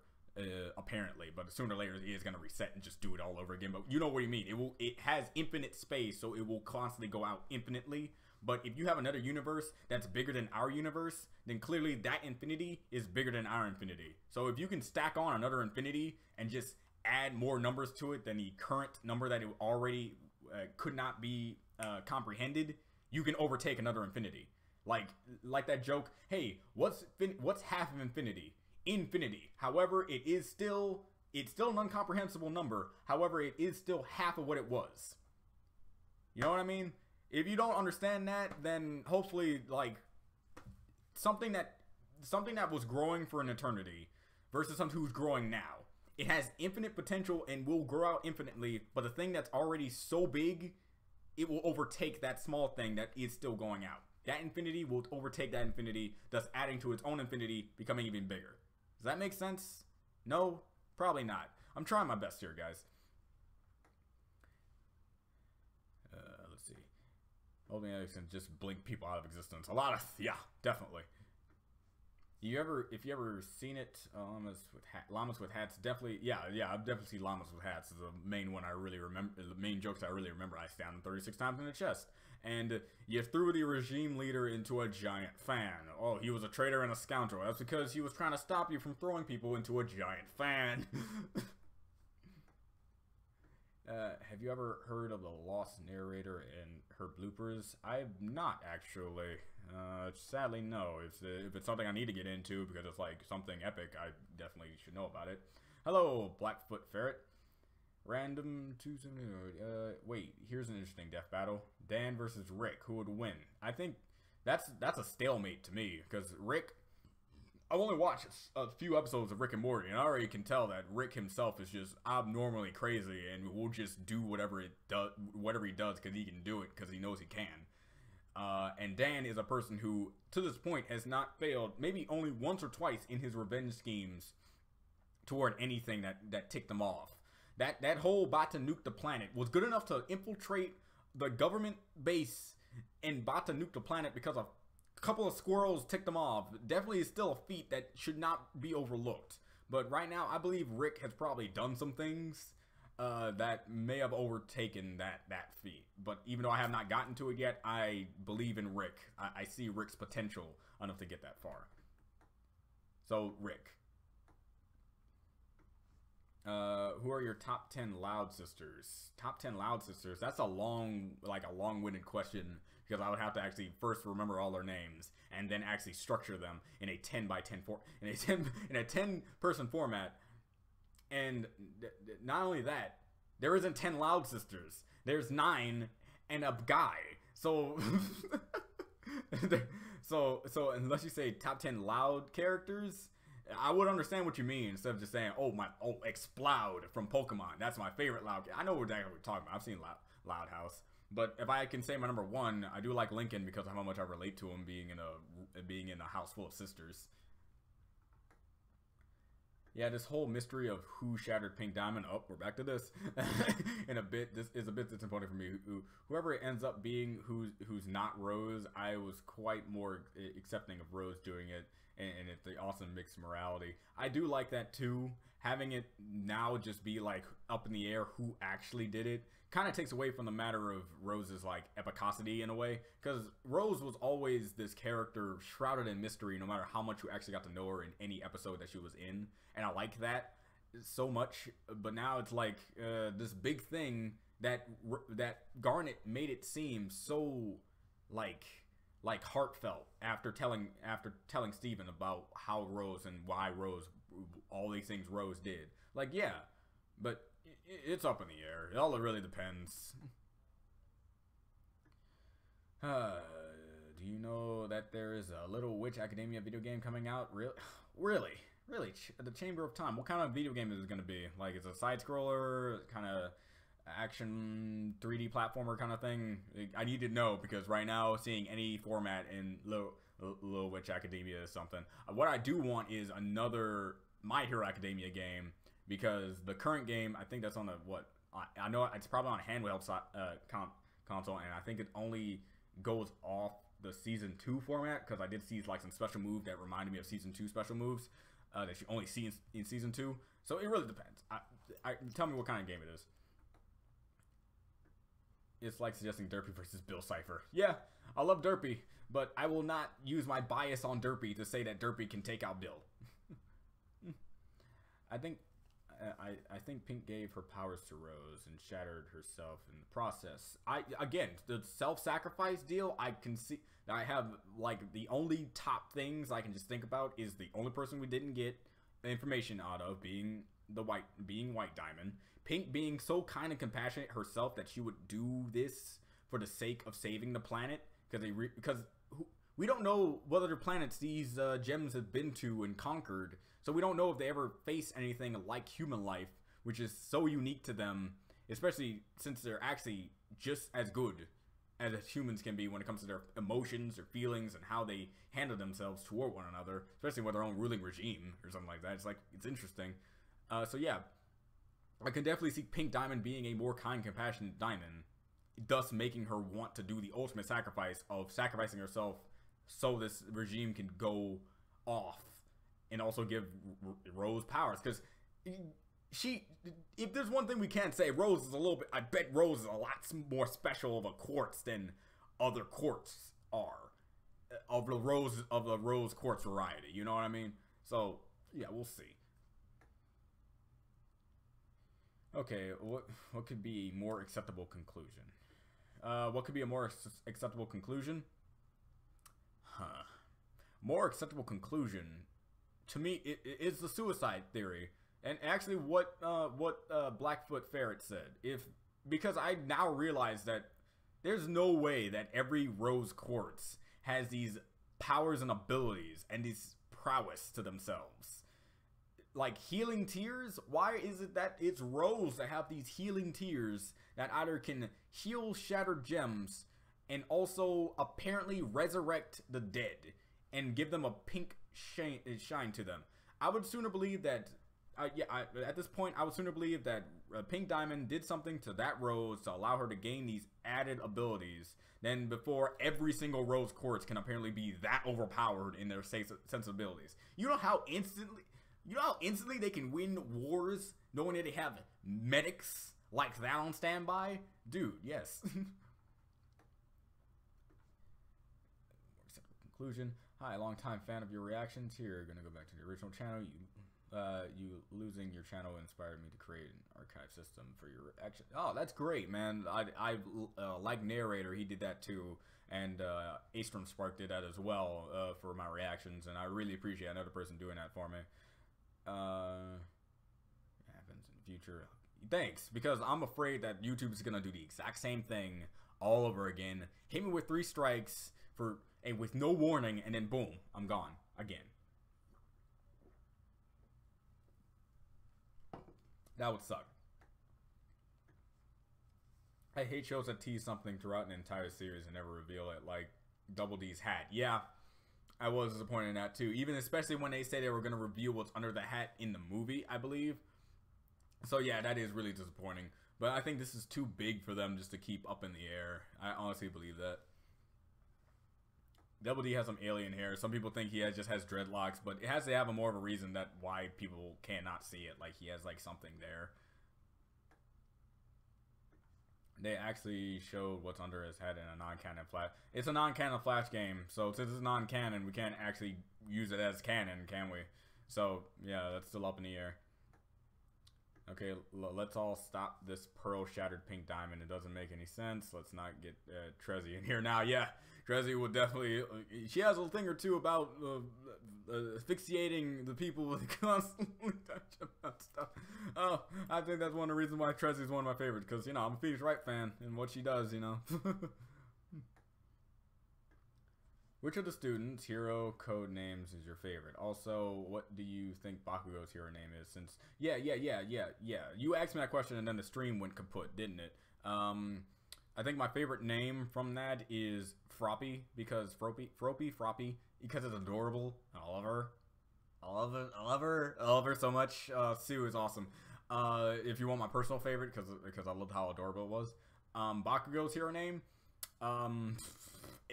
Baron Bond of the explosive kills. Come on. Something along those lines. No, definitely something more simplistic. The whole Ki-chan thing is definitely still up in the air. I'm not outright denying it. I just find it weird if he does use it. What's the meaning behind it? Because unlike Deku, it actually had a meaning that was altered, while Ki-chan is just a name. So, didn't I joke Sparky Boom Man though? I do think I remember answering this question. Okay, hold on. Or better yet, Phoenix Wright. Wait, no, better. Nagi Makoto, not Nagi Makoto. Nah, it's just that Izuru in here. Get Izuru in here. All these guys, great. something I just remembered. You once reacted to a time ago. There's a man in the woods. I just wanted to bring that up randomly. Yeah, I did. I randomly saw that. I'm like, this looks interesting. I watched it and I was like, that was awesome. Then I got flack for it because apparently you know how the ending happens. So it's like, but I'm that type of guy. It's like, first of all, it's a cartoon, so I can say whatever I want. And in that case, yeah, that's some karma. It's like, remember the story, The Boy Who Cried Wolf? No one really cared that much that a kid died in that story. In fact, it's still being said to this day. So why not? There's a man in the woods, which is basically the same story, right? So like, I understand it. Yeah, I was happy that boy. Well, not happy. Happy is a strong word to say like that. That sounds cruel, doesn't it? But I was like, yeah, that's what happens. That's what happens when you are a douche. All right, this is what happens. This is why I try to be nice to everyone I can possibly be nice to, because just in case they are crazy psychopaths who had a life that I ruined, they won't come at me as revenge, which happens. So like, yeah, I like that. And we also watched that short in one of my classes. I was like, I watched this online. No one cared because no one watches my channel. Jimmy Neutron rules. Yes, thank you. Blackfoot, you made it. Oh yeah, this is the guy. Hi, Bostar. Yep, I was at the store. Tell them. I'm the guy who made Rose Quartz a pink diamond. Really? That's interesting. Okay, that's good to know. Man, all right, that's cool. I like how you and Bostar know each other like that. It's like, hey, you here? Yay! Person I know. Honestly, diamonds in real life can be shattered with just a pretty good hammer. It's more... No, I know. But these are alien gems, and the gem that we're talking about has a huge gem. I know that other diamonds in our, real life can be structured, but I'm going an alien type. I'm going alien type gem, and very huge gem, and we're talking about a pearl with a dinky sword being able to have that much force to hit it. All right? In that case, all business had to do was rush her and probably have a good chance of at least cracking her, and then just nothing, all right? Do like a self-sacrifice kind of dealio. That's all it would have took. What's up, Blackfoot? Jimmy Neutron science is too silly for my own taste a bit. I understand, but I treat it as a show. I didn't really treat any of the science that was in there as like factual, especially the moment where they really dodged the question of. Sheen was like, hey Jimmy, how come we are in space and we don't need like helmets and stuff? And then he was about to explain why, and then you just get like Carl singing randomly in the foreground. It's like, yeah, they clearly just have fun with this show, don't they? I questioned that during when I watched the movie. It's like, why aren't any of them in spacesuits? And this is me very young. I didn't even think I knew what a spaceman was. Which contradicts the entire thing of why I question why they don't have spacesuits. But I was kind of weirded out they were just in space. No, not that. Tell him about your FNAF theories. There's a 15 delay though, so beware. Yeah, I'll get to it eventually. Tell him for theories. Gets him to react. I noticed the stream seems saying, with FNAF theories, I've made 18 of them. Huh, that's impressive. Very impressive. A lot of other people's theories just range in that range as well. Man, it's like, man, a lot of theories to go off in that series, obviously. Not exactly a delay, more like you need to patiently sit through the crowd of questions. Yes, the crowd of questions. There's not a long 25-minute delay. It's just me getting to the questions that they go, because I'm too kind and compassionate just to skip people, apparently. I want all people's voices to be heard, and these are what these streams are about. Just me mellowing out through my day, answering some questions of my fans. In the meantime, we can always chat with each other. Sounds like we're talking seniors at the moment. Man, again, I don't even know where the hell I am if we're still talking about Steven Universe. Let's be honest here. Gamzee was a good character that did nothing wrong. Yeah, he did absolutely nothing wrong. The deaths of those people, yeah, completely worth it. He was just out of his mind at the point. All he needed was a good shush pat. That's it. Gamzee did nothing wrong, and now he's part of a evil, psychopathic green dude. And also not. I love it.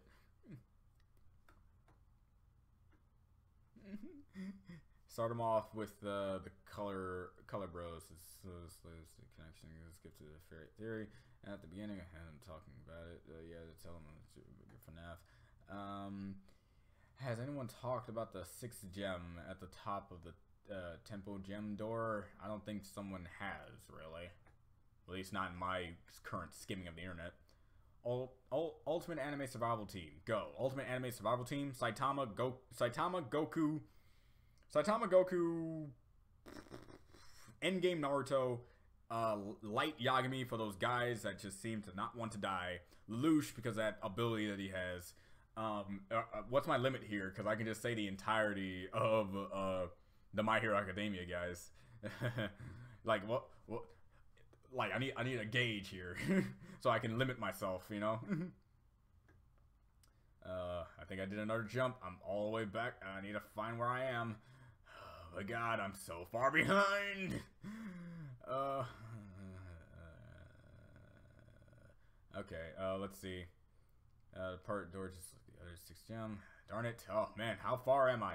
Starting off with the color bros. Even right connections. Get to fair. All right. Okay, I'm back. Huge circle. Gem versus trolls is totally dependent on which characters are fighting, and trolls would be less effective outside of Spurb. That is true. Yeah. It's also about location. In Spurb, they're wrecked.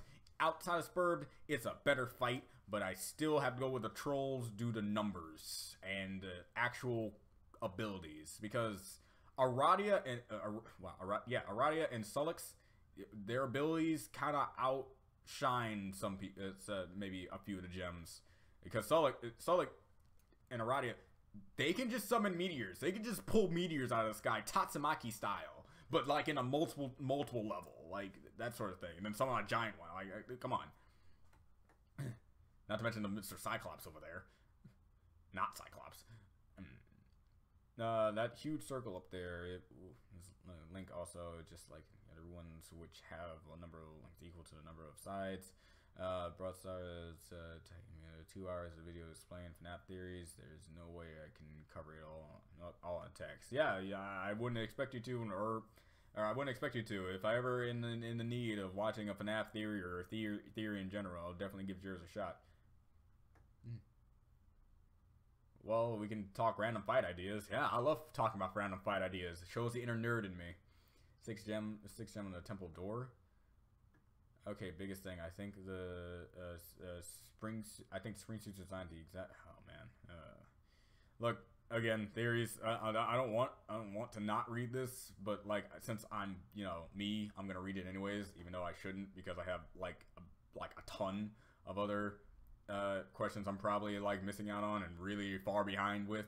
Souls people. Okay. Biggest thing, I think the spring suits are designed to extract the soul of people who die in them. It's not a ghost story. It's a deliberate act of mad science. Alright? Since it's a universe that I'm not familiar with, I can't say that a suit that is designed to trap a person's soul is designed to literally just do that. What about the people who did not die in Springlock suits? Do those guys count? Does it? I don't know. FNAF at this point is quite a mess right now on super simpler things like Batum. People like to dog on Matt Patton. I know. After saying that, I know at least 2 other users that don't like that name. But I do believe in the dream theory. It makes too much sense because of how much sense it doesn't make. The fact that Scott Cawthon himself, you can't really argue with the guy who created the game. Scott Cawthon himself hints these facts pretty heavily that it's just all a dream. I can believe that because I've had dreams that I once saw like beautiful and very not hurtful things, or some of the slightly scariest things be misinterpreted in my mind because I thought they were really real. So having that just be the case, I can see that. But again, there's always a possibility of other possibilities because the FNAF universe isn't clear cut, so any theory is relevant. It's like how any universe exists in the Homestuck universe. If you look up above 5 on the main door, you'll see a pentagon with a huge white gem in it. Huh. Circular gem into it. Howdy. Howdy, Mr. Corpora. It's part of the door just like the others. It's a 6th gem. Alright. I don't know exactly what you're talking about since I need to actually see it via, like, you know, picture. But, again, theories out the wazoo. I'm just up for interpretation. I mean, just hooked enough to look into it. Look, yo, Blackfoot Ferret. I don't know how far away I am from it right now, and I don't know how much that Broadstar is really trying to make me get to this theory, but let him know this. I'm like my roommate Josh. If I say no, I'm gonna do the textbook definition. No usually probably means no, right? So I'm not gonna look into it unless I'm in the mood. Like how I'm not in the mood to watch Rick and Morty, even though I know Rick and Morty is a great show. You see what I mean here? I'm not saying that your theory is bad. I'm not saying that your theory is not going to be worthwhile to watch. I'm just not in the mood for that type of video. I see stuff to talk about the FNAF. Yes, spread it. Spread it. I suppose spread it. Each gem door is number. One above has 1. Okay. Too closely. All right. I know I asked this last stream, but do you think you would make a video about that Bill versus Icon thing? Okay, but I don't think I was able to answer it due to the stream problems. And since I think the stream is actually being a lot nicer to me right now, I can definitely answer it.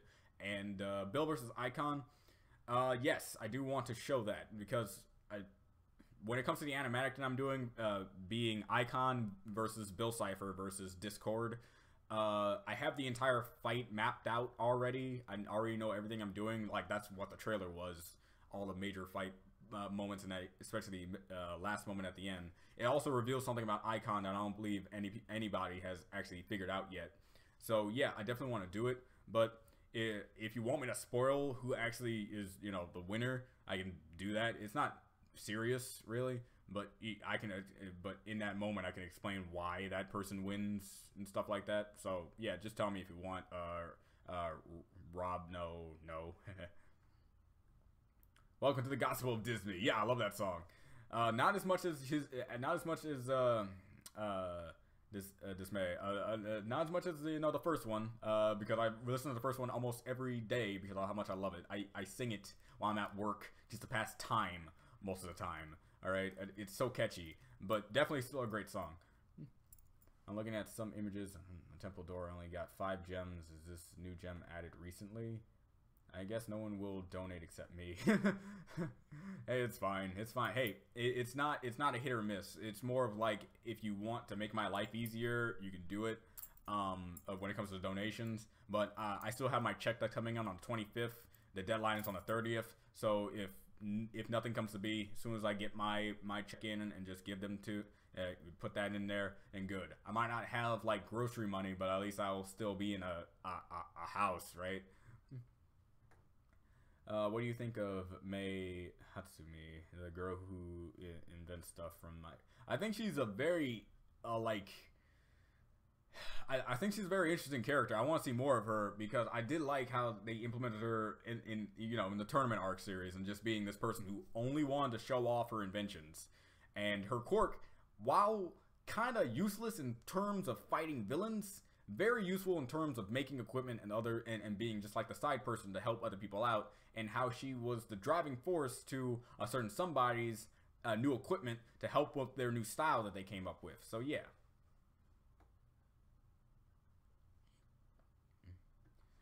Honestly, he doesn't seem into FNAF theories right now. It's not like I'm not interested. I'm just not interested.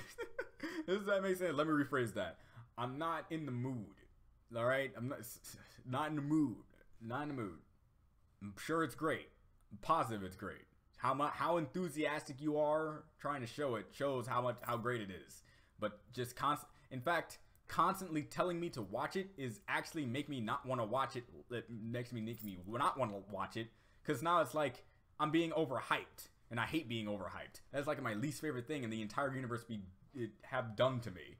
It's like, my lord, is this great? Is this great? Then I want to watch it, and it's not what I expected. Then that's just hurting the video itself. So when I say I'm not interested, get that and just move on with something else. So when I do get to it, I'm like, oh, that was great. That sort of thing. Oh, Bill vs. Icon. Interesting. I'm happy other people are actually bring up the my OG my original story here, because I love talking about that just as much as I like talking about anything else. And yes, Bill vs. Icon is definitely going to be a thing.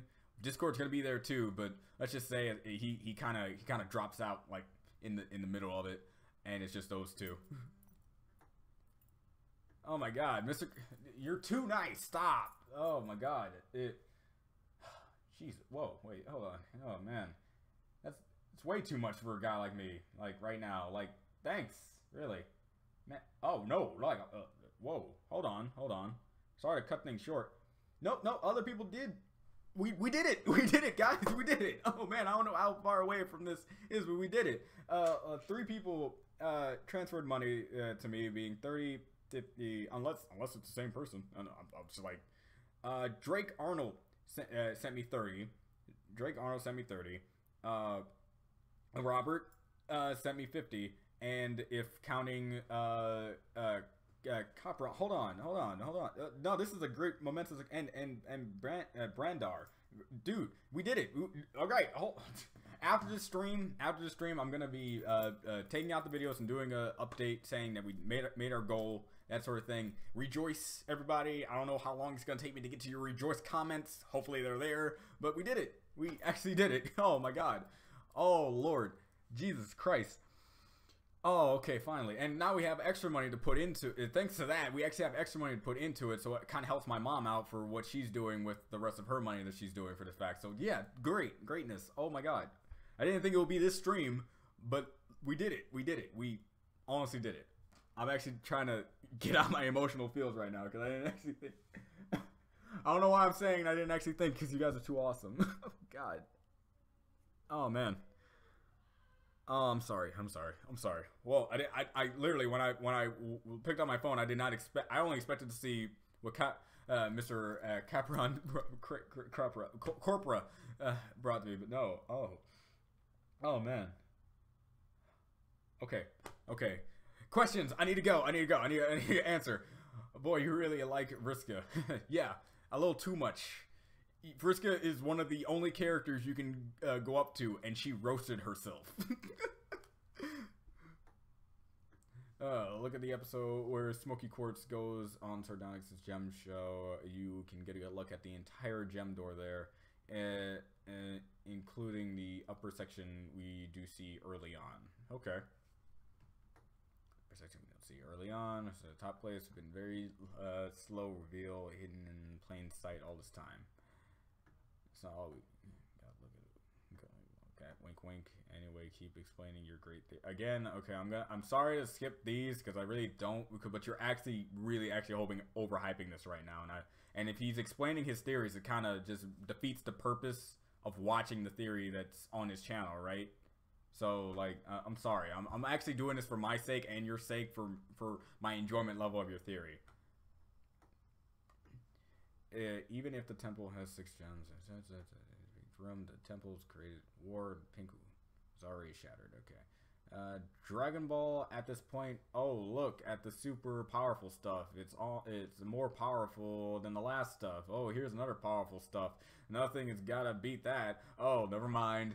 Yep, that's exactly it. Granted, people can also say, wasn't that what Dragon Ball Z was? Well, at least they kind of mixed up the dynamic on how it was structured, and you actually get more of a training session. Suddenly, Krillin can push back a Super Saiyan Blue Kamehameha. I don't care how much Goku is holding back. You don't use a god form to gauge other people's abilities, especially if it's a human. And suddenly, 17, through basic training, protecting animals, and just hanging around his wife and kids, is apparently god level. Sure, okay. So yeah, at least they were better structured than Z in my opinion. Like Super, oh my God, it's just Jiren at this point. I don't know if people watched the latest episode, but you probably, there's really no spoilers for Dragon Ball if I say Jiren punches the air and takes out a guy.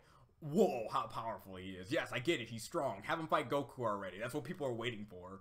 No one cares if Tien fights Jiren because Jiren's gonna win. No one cares if Vegeta fights Jiren because Jiren's gonna win. People care that Goku fights Jiren because Jiren's gonna win. Play with your expectations there, because I really want Goku to lose.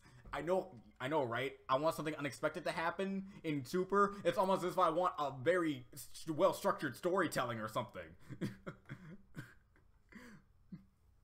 Okay, I'm probably gonna go. You could probably react to the 1 minute melee. Yeah, I'm definitely gonna get to 1 minute melees. It's like, the reason why reactions haven't been coming out and like pages on my DeviantArt and basically like me being this like state of hiatus and only doing live streams was only because we were in this slump of trying to raise up money to do the thing. But now that we finished it, I can get back to that stuff now without having to worry about it. Because that's what, as soon as my mom said, all we need is this, we're good. And now that we have it, we're good. Whatever, probably gonna get, alright, whatever happened to your Little's Pet Shop reactions? Same thing that happened to any other reactions that I haven't gotten to right now. Lack of time and lack of motivation to watch those certain things at a certain time that I get a chance to watch them, and also because of life. So hopefully I get back to those too. Yang versus Garnet. Gotta think about that. Because, you know, my mind instantly went to Garnet. But then, you know, Yang has resemblance, but we also see that her semblance does have a limit.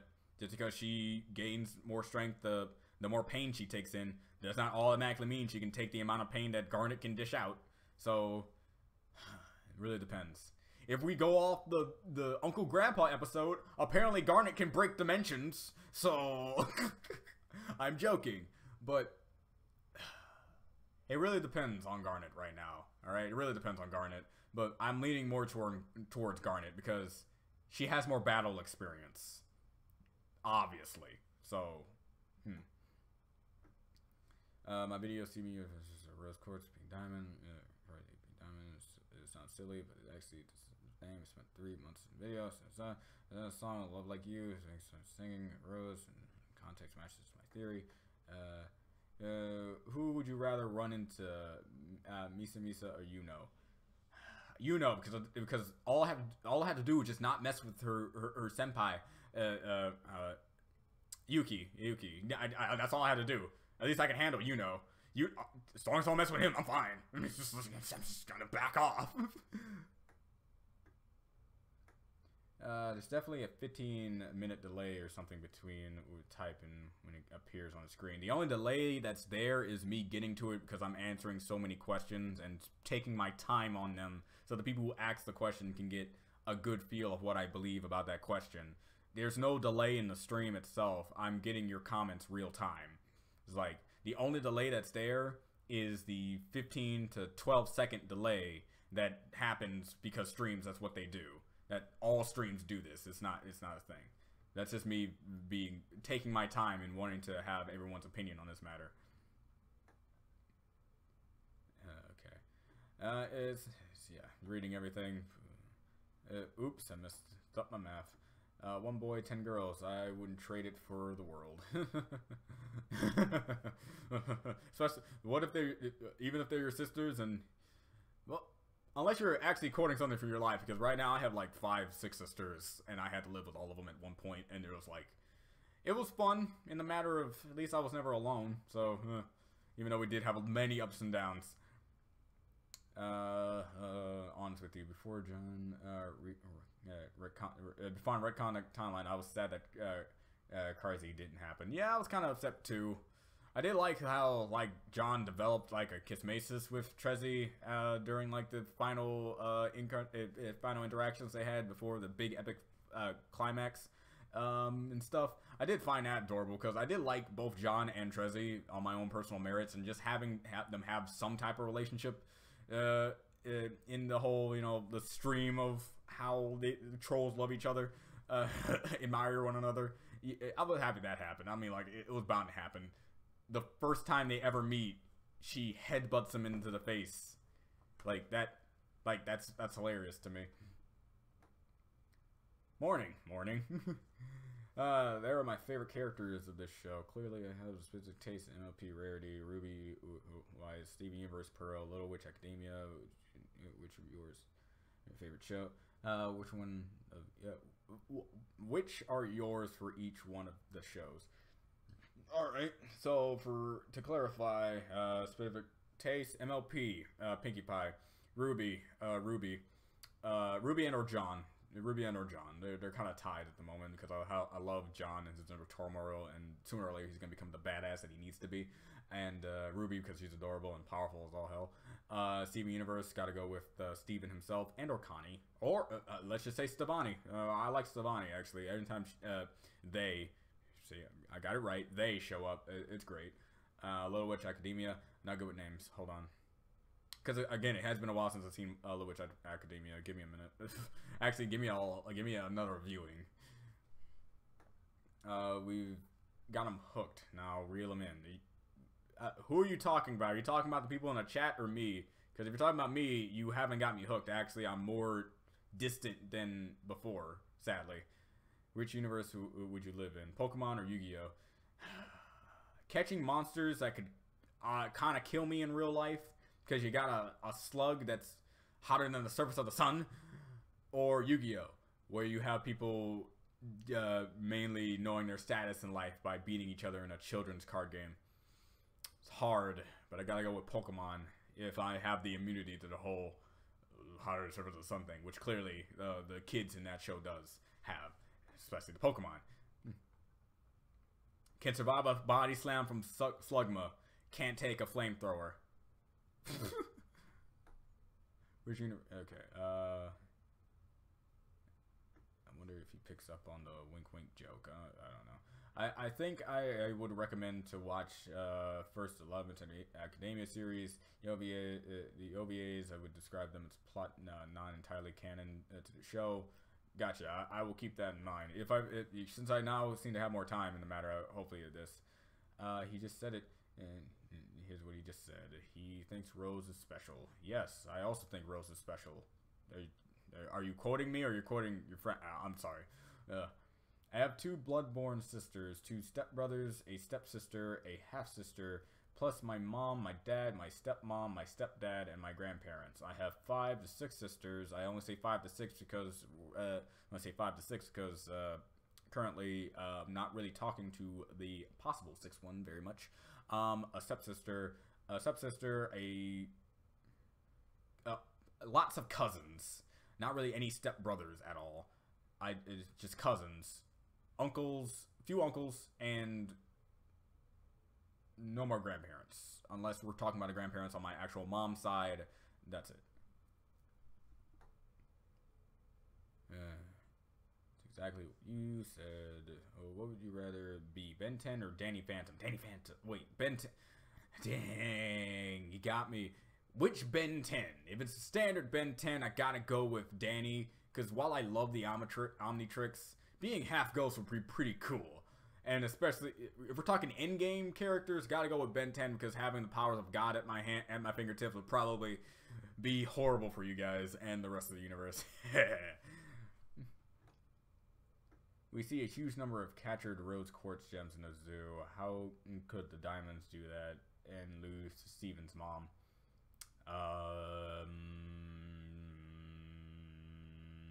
Depends. It's like I'm still trying to understand the reason of capturing all of them. It's like saying since Rose's rebellion sparked up, every other person of that type is definitely a traitor as well. If by that logic, then why not instantly shatter them? But then you have Blue Diamond who states that she doesn't want to do that for her own reasons and stuff. And what's the use of feeling blue? I mean, come on. So yeah, I don't know. Like mass bubbling has never been really shown, but I wouldn't put it past a diamond to mass bubble a population of people, especially if they get the drop on them, and since they're friggin' diamonds.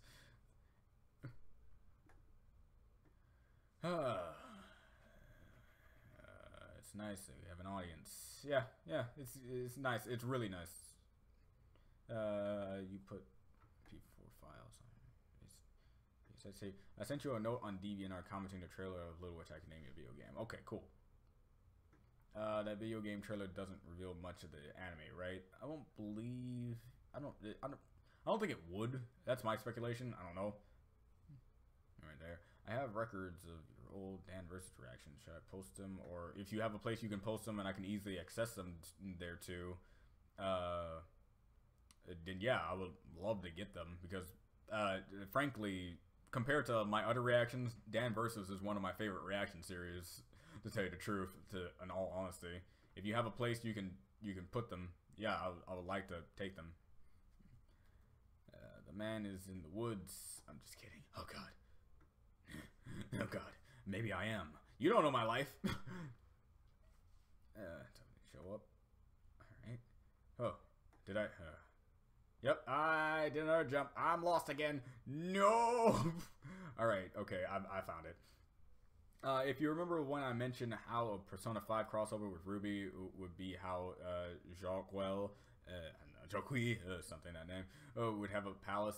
Something to add on to that. Imagine if all the faunus are beaten up animals. Oh man, I can definitely see that. His cognition definitely would interpret something about that, since you know how his stance is. So that makes perfect sense. You're really you either make a comic of it or I'm gonna be disappointed. Timmy Turner and Jimmy Neutron are an unstoppable cartoon duo. To tell you the truth, yeah, they kind of do. If you take the fact that Timmy has the power of like two like demigod-like creatures on their side to grant any wish that falls within the boundaries of the rules, and Jimmy Neutron, who single-handedly has shown to have way more prowess in his mental intellect than a lot of other considerably smart individuals such as himself. He made shoes that can make him run faster than the human eye can see. I'm pretty sure he can, and that's just like base level young Jimmy Neutron. If he doesn't turn out to be like the dumb Jimmy Neutron that he went to see his future self in, then yeah, like a fully enhanced Jimmy would just be unstoppable. Yeah, you're reacting to everyone. We're loud and keep typing stuff. Yeah, this is how these streams go. This is why these streams are almost over 4 hours long, because I'm too nice. I gotta go to bed in 5 minutes. Blackfoot, some of your Steven Universe, please. Interactive FNAF theories, blind, especially the colors, new ones. Maybe. Caliban will always be my favorite webcomic villain. It really wasn't a webcomic villain that was really a webcomic villain. Yeah, Caliborn is definitely up there with one of the greats. Even though he kind of shared, like, he's just a child villain thing that I already said I didn't really like when it comes to a certain character in My Hero Academia. He does bridge the gap of actually being an actual competent villain guy that goes beyond the boundaries of he's a kid. Especially when you got into the Lord English stages of his life, it's like, boy howdy, you got a guy who can breathe hard, and then universes are destroyed. Whoop-de-doo. Sir Night Eye from My Hero Academia are Garnet.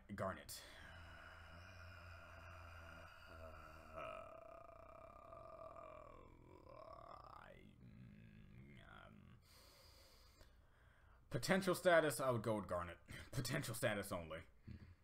Well, the Color Brothers was my first big FNAF series. 2,000 hits, a good place to start. All right, I guess I'll just head off to your channel and then just find what interests me. Favorite comedy anime. Just strictly for comedy. One Punch Man, since he's literally a Gad character. But for like comedy cartoons, Bobo, which is basically a satire on anime itself, gotta go with Bobo. I love that show. Let's be honest, the real hero of Homestuck is Andrew Hussey. Yeah, this dude. Yeah, dude. I love Hussey, how he implemented himself into a story and actually made himself a believable dude of what would happen if he was actually in his own verse.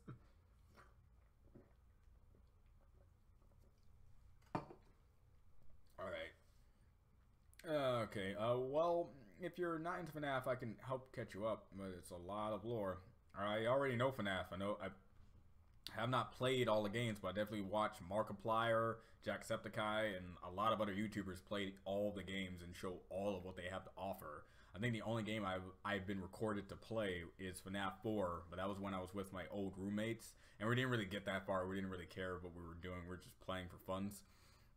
But I know everything about what I need to know about FNAF, and only theories or the only thing that's going to restructure the narrative that already has been laid out toward me. So there's really no need for that.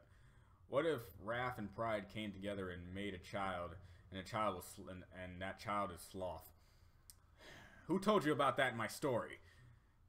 I'm joking, of course. That's not actually what happened, but now I can see that happening, though. Pride and Wrath. Especially since Wrath hasn't showed up in my story yet, but he will show up at some point. He will show. Well, goodbye. Gotta go to bed. I know you're probably already gone and stuff, but, you know, gone record. Bye, Boaster Boy. Broadster Boy. Well, I don't know why I say Boaster Boy. I'm going to work on another FNAF video. That's nice. Me and that stupid simplification means Bendy and the Ink Machine. Right. Again, when it comes to like abbreviations, I know FNAF abbreviation is pretty obvious. That's what that is. But Bendy and the Ink Machine, that's still fresh in my mind. Still, it's only been 3 episodes out, right? Or 2. See, that's how like unfamiliar I am with it right now. I think, yeah. Which character of yours struggles the most? My character's struggles the most? Karada. I think throughout all my implications of any iteration of the story that I did, Karada goes through the most crap, in my opinion, honestly. Right next to another character that I can't say because spoilers, but definitely Karada goes through the most struggles. Even more than the main character himself goes through struggles. Like, a lot of characters go through more struggles than the main character. And that's what my commentary is. And I'm trying to show that, like, the main character, though he's the main character, he's not like the quintessential, you need to lump all your problems on him. You can relate to someone else and their problems and what they go into, but I do believe Karada kind of taps in to a lot of what I wanted certain people to learn in my life to learn about. And if you know about Karada's story, you know exactly what I'm talking about when it comes to what happens to her and how she overcomes it and what she believes and what she fights for her own sake, especially for her own personality and how it developed over time.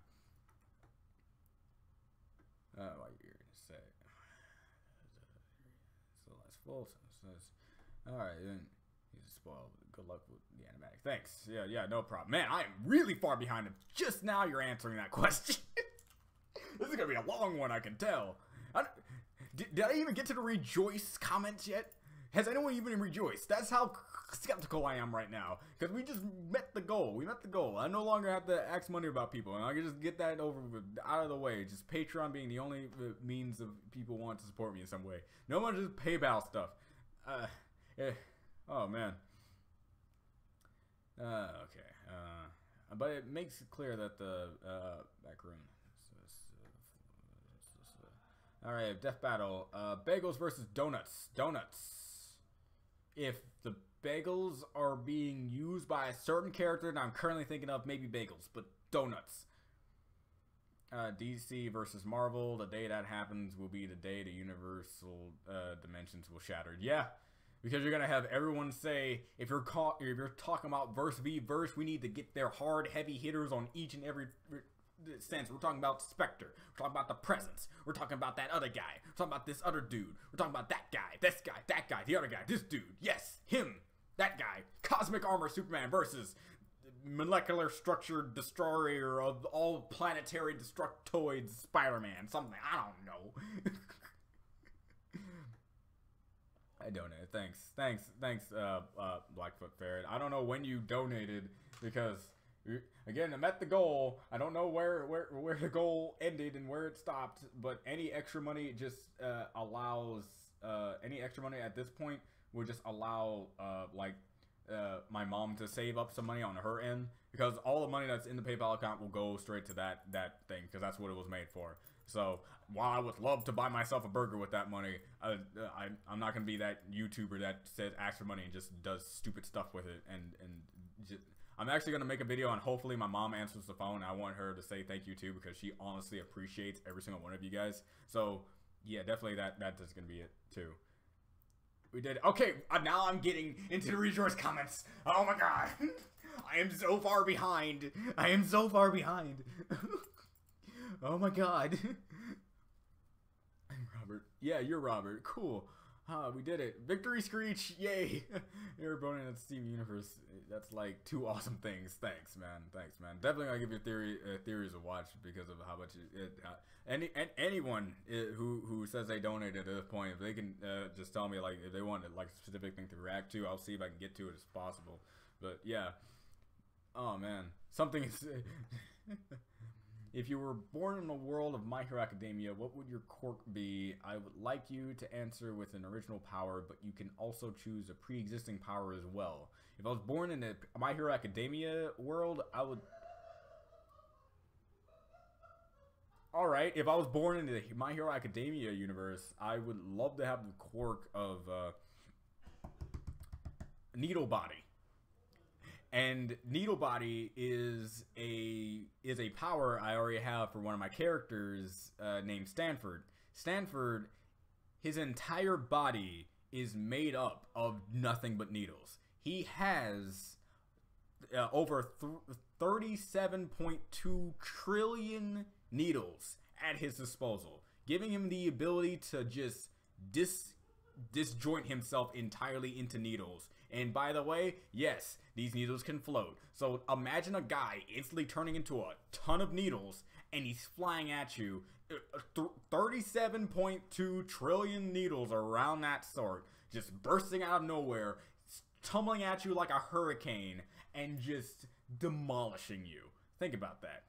Yes, that's my quirk because I like that. I love how I thought about that, and I know there's probably someone who also has that power because nothing's original anymore, but I thought it was cool. Because my steam-powered jet propulsion system was already taken by Lydia, so I couldn't do that because I got another character named Javax who uses steam to gently propulsionize himself to any location he wants, which kind of what Idiot kind of does, so like, That's out of the picture as an original power. I'm pretty sure other people did it too, but you know, in the moment I thought it was cool. Which of your protagonists of your stories you had the most fun with? Definitely gotta go with Icon. Cannot argue with Icon here. Icon is so fun to write. Icon is my literal favorite character to write about, which is why which is why honestly I try to put him in any scenario I could possibly put him into. Like the moment in, like, I don't know if you've read up to the point yet, but there's a point where, you know, the new Lord that's supposed to interpret the mantle of the Lust Lord in the second circle, Icon wasn't originally in that script. Well, I'm like, since something's being explained, let's put Icon in there. And I like how since Icon is so omniversal in this sense, and he could be put in anywhere he shows up, he's appropriate. I love it. I love I can just put him anywhere and it'll make sense. Oh, I love him.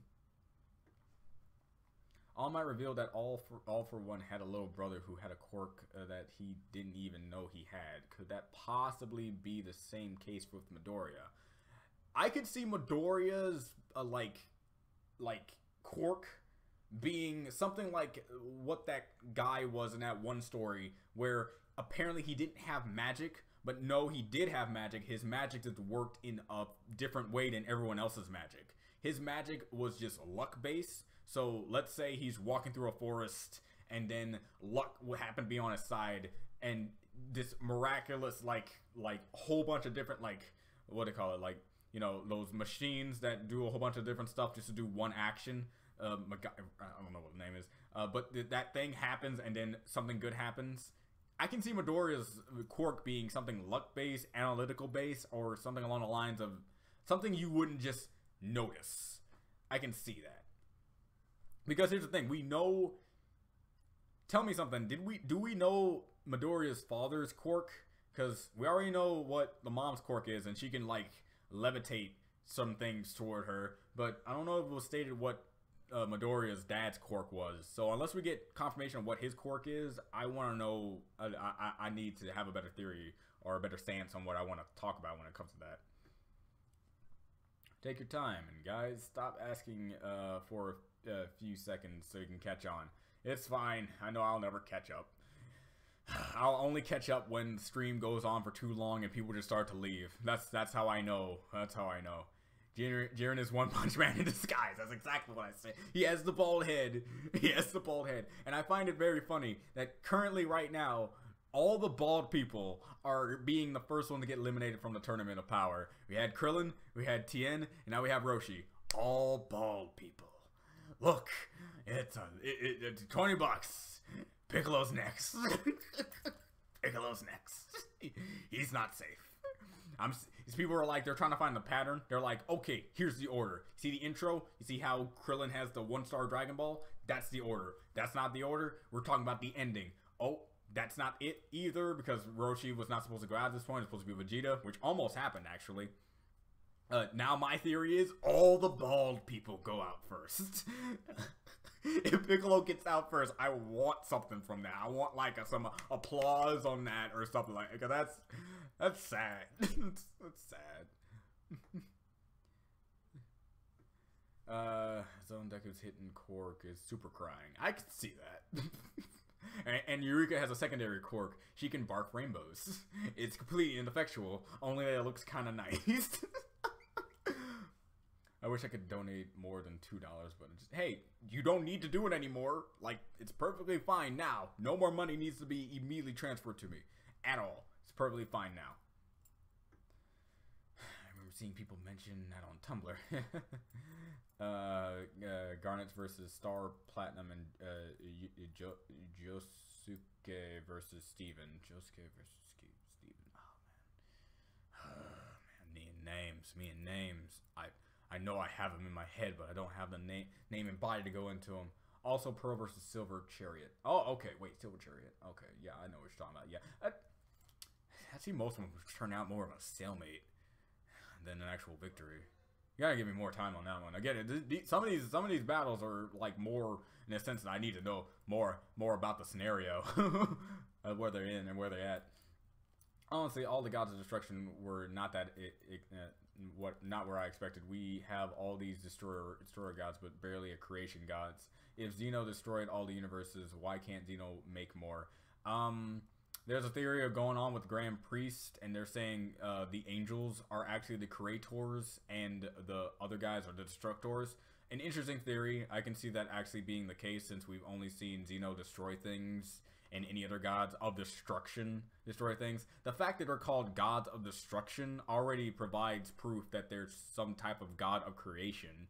Because where there's creation, there was destruction, right? That's what Beerus said, or something along those lines, right? So clearly, something generated everything else.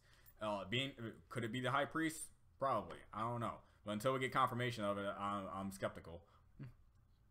But if you read the manga up this point, apparently Beerus is one of those top tier gods of destruction that can actually handle his own against a group up against him with all other gods of destruction. So yeah, it's up in the air about strengths and powers and what they do.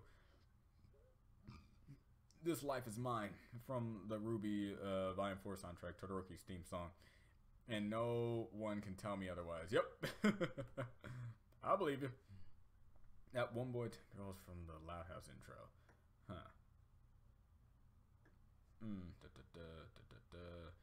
What do you think of Rose? What do you think of Rose? I do not want to be cruel. I think she's a bad person. She involved in a war and took no responsibility, kept Bismuth bubbled, did not say anything to anyone after the war. People can believe whatever they want to believe, since Rose is shrouded in mystery, so any interpretation of her can be just as much fact as any other interpretation of her being positive. So I'm not going to dog you on any sort of theory that you have on her personality and what she does for the sake of whatever she's doing it for. But I will say this, that Rose, you cannot deny that Rose at least has some kind of compassion to her, because, like, Steven exists. So that already shows that she's willing to adapt to whatever new form of fangled thing that she's going on with. And she clearly shows in the moments that we see her with Greg, she honest to goodness loves Greg.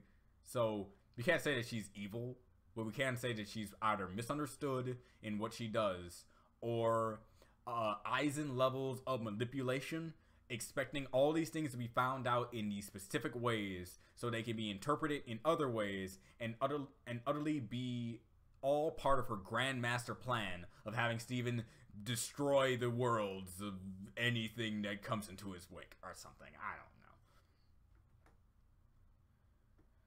Huh, yeah, another jump. Let's see how long it's gonna take me to find where I am again. Okay. Alright, okay. I should be close. Here's One Punch Man, okay. So you got destruction, okay.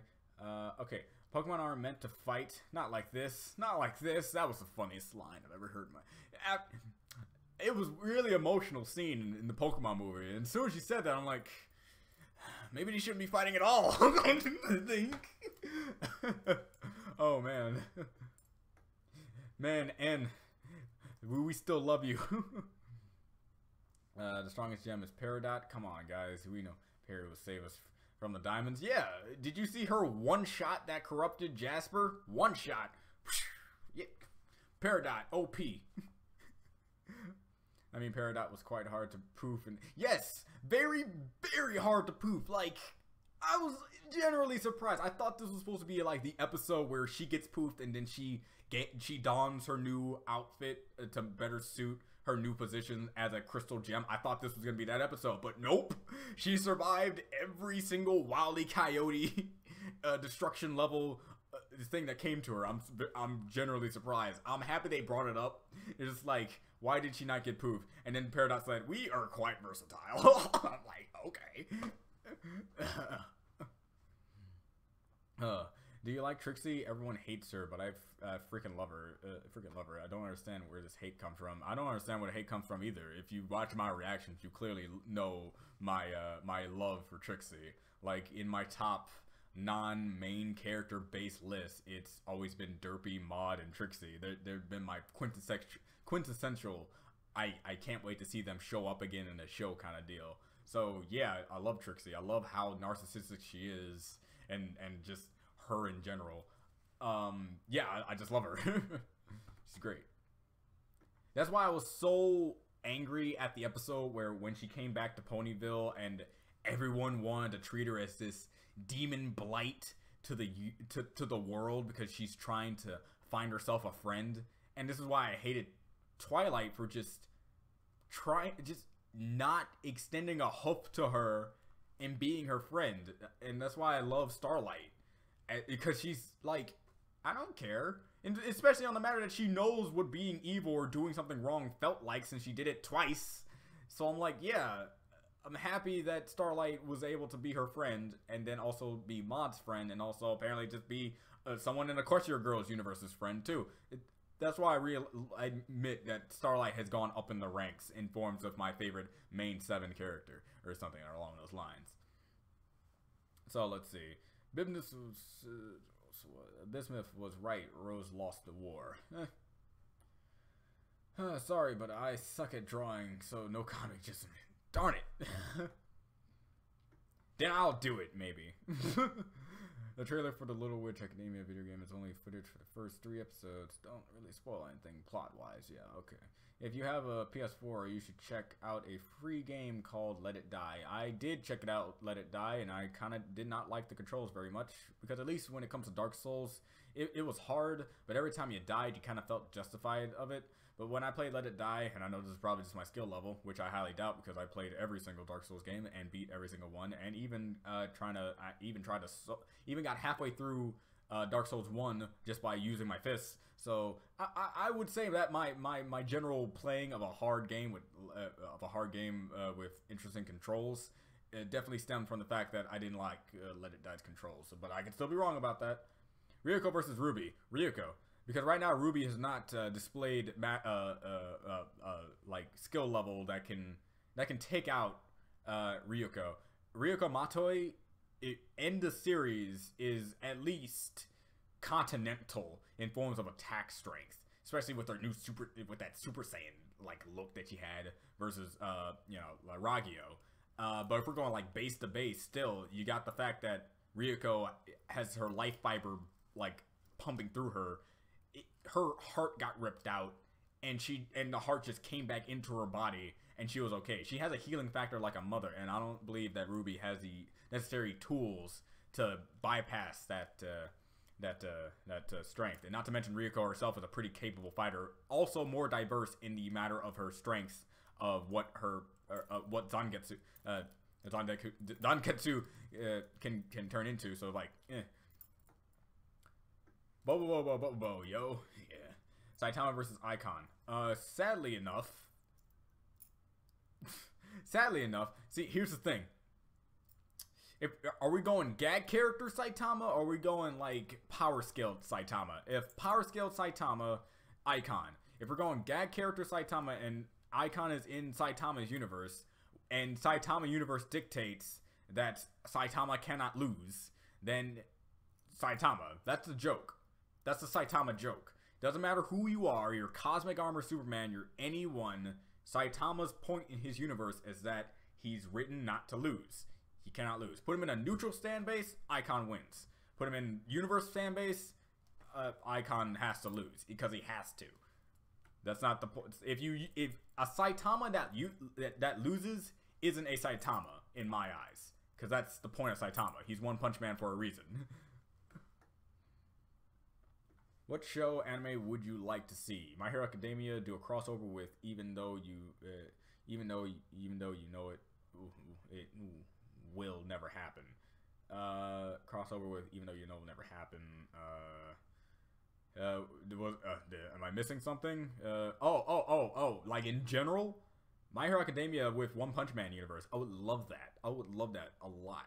My friends were like, okay, One Punch Man universe versus My Hero Academia universe. Obviously, One Punch Man universe, because One Punch Man universe has Saitama, and none of them are Saitama level, sadly enough. However, you're going like Hero Association versus the My Hero Academia guys, along with, you know, like their universe and their verse. Still up in the air because Tatsumaki can, you know, summon a meteor and whatnot casually.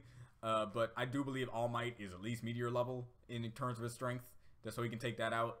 But like, I need to see more heroes from My Hero Academia that show more Esper related abilities.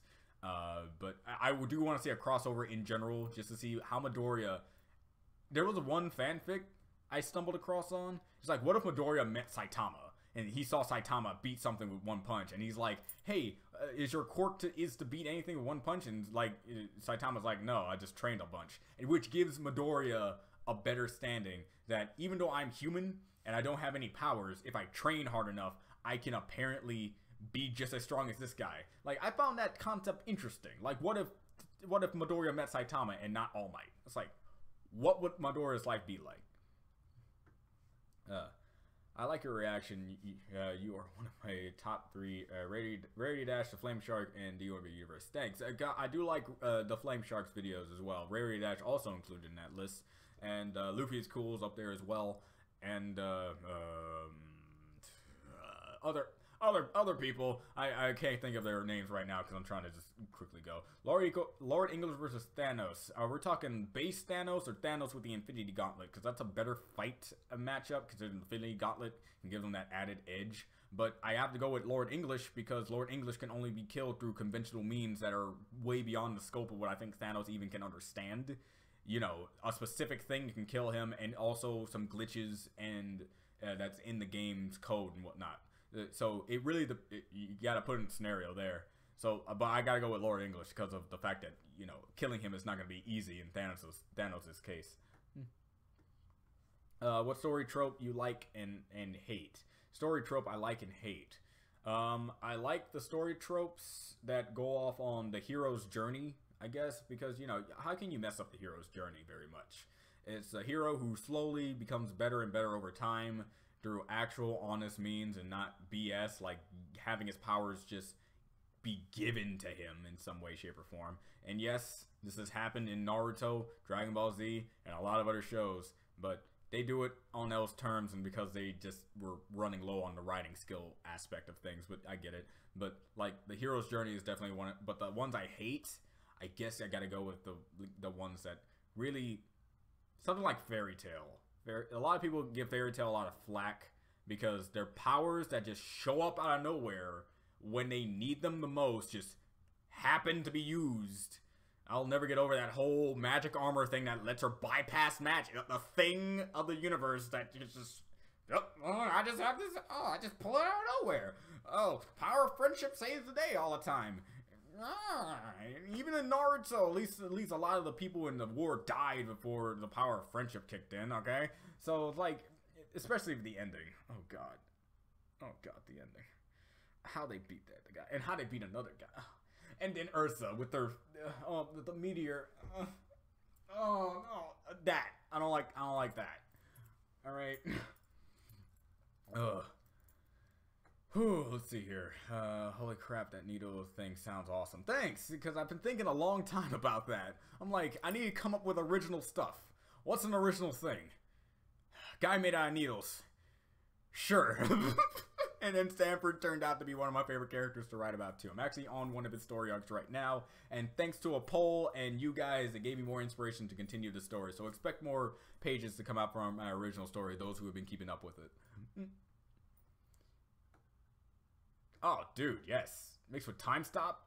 Zawalt, yes! That can breathe fire. Midoriya's, okay, he can breathe fire? Okay. That gives a better standard. Okay, we got floating stuff towards you and breathing fire. Pyrokinesis. I don't know. That's the first thing that came to my mind when I thought mind power and setting things on fire. Pyrokinesis. That's it. But I think Midoriya would have found out if he could blow things up with his mind. But that's all I got right now. Well, I'm gonna go see you in the next live stream. All right, random 720. Midoriya's father's course breathing fire. It's told by the doctor in his first episode. Okay. Neil, do not hug. Greetings, I return. Sup, dandy artist. He's a dandy guy who is an artist. Swap, yes, HIVESWAP is coming at some point. During the week time where all my files are done and I have time just to do it. You can thank Goat for that because he taught me how to do the video capture on my PC. However, I will have to test it. So if there's a way, if there's like a new game or a continue button, that's because I tested out just to see if it will work. Okay. Then it so happens to be that Midoriya's true quirk is like junk. Ultimate Alex. Yeah, I could see that. Yosuke, us, the guy who's used Crazy Diamond, which can restore anything. Ah, that guy. I don't know. I still don't know. Ah.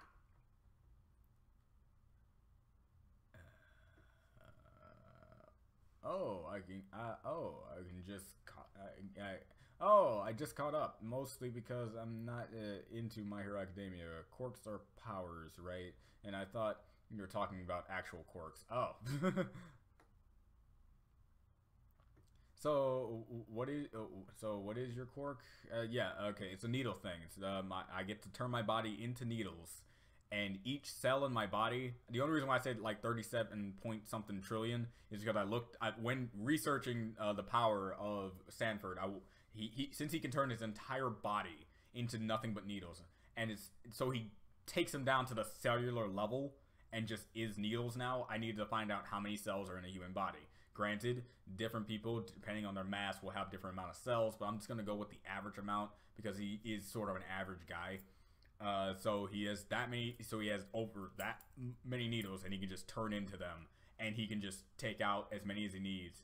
Also, there's an added ability that he can do. He can actually make his body lighter than a needle itself. So picture this and tell me if it makes sense in any way, shape, or form.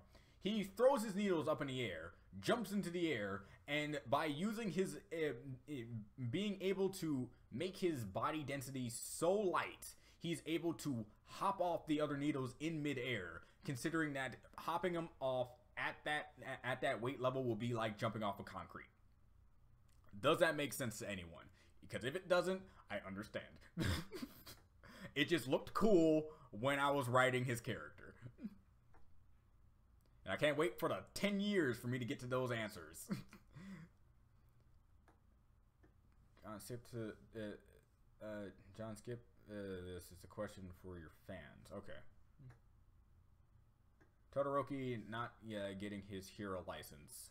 How did you take it? I thought it was really believable. Look, I love Bakugo. Now, I love Bakugo. But people have to admit that he is not a quintessential hero type. At least in the forms of what the hero licensing exam was asking for. This dude came up to people who were stranded at the bottom. I think it was because they were stranded at a hole or something. I forgot what the scenario was, but in the end, he just like, do it yourself. Do something. I'm not going to help you. That's not what a hero does. A hero sacrifices whatever time he has or himself to save the others that need help and clearly need help. Even if they were pretenders. And I think that was Bakugo's point. Since they're pretending and they're not in any real danger, he found that there would be no point in actually helping them. But again, Bakugo, it's the test. That's the all point of the test. You have to do what they tell you to do. So him not getting a license was really believable. Todoroki, on the other hand, I was sort of disappointed, but again, I still got it because Todoroki. I love how the one guy, and I just realized throughout this entire time me talking, that's just a huge spoilers for My Hero Academia, isn't it? Darn it. All right, ignore what I just said. Let's continue. Got my general opinions. Oh man, I completely forgot about spoilers. Oh man, this is what I hate about talking about things that I like. My sick hope for Volume 5, Ruby loses at least one eye, preferably the one opposite to Cinder's. That would be overly convenient for people, I would guess. If anything I want to happen to Ruby, you already had Yang lose an arm. I'm not going to go off and say that Ruby should lose a leg, but I will say Ruby should lose something, and if it is anything, it's her weapon. Like if her weapon gets taken out in the heat of a moment of a battle, that would be heartbroken for me because that scythe of hers, that sniper scythe of hers, is precious, and seeing it be destroyed and her either having to rebuild it and put modifications to it, thus enhancing her character, giving her more added abilities to what she might want to improve upon it, would interest me. Ryuko versus Trunks. If we're talking future Trunks, because apparently he can just gather energy from a minimus amount of people, make a spirit sword, and beat a guy who was meant to be immortal. I say beat because he did beat him. Granted, that guy didn't turn into a universe and started leaking into timelines and stuff like that, but he still beat that form with that BS. So, yeah, if we're going future Trunks, gotta go with future Trunks because of that hacks. Because Murd Zamasu had a healing factor, did he not? You could say whatever you want about him also, like, being half immortal anymore or not immortal anymore, but still, it's like, he beat a god-level threat with a sword that was, like, slight enhancement to it. Come on. I remember when I heard you and Zeb react to shout on his vid. Yeah, that was pretty neat. Do you know that Bubble Girl, yeah, I know it's a sidekick, is actually a fan-made character that won a I was wondering about that, because I saw that character, and I'm like, bruh, this design is out there. It's kind of like when I see, like, a really stand-out character in My Little Pony, I just have to ask, is that like a character who won something? And one of the times it actually was. It was actually for a Make-A-Wish Foundation, right? It was either a Make-A-Wish Foundation or just to support this guy. And I was really interested in that. So, as for Bubble Girl, I do find her quirk to be unknowingable right now. Explain this to me. What is her quirk? Is it just that she can make bubbles from her thing and then use the distraction of the bubble popping in their eyes to do some Krav Maga or something like that? You gotta explain this to me. Because if that's her quirk, it's not a very good quirk. Anyone can do that. You could just carry around a bunch of sand in your pocket and be like, "Cha!" and just take them out. My quirk is that I can have sand in my pockets at all times.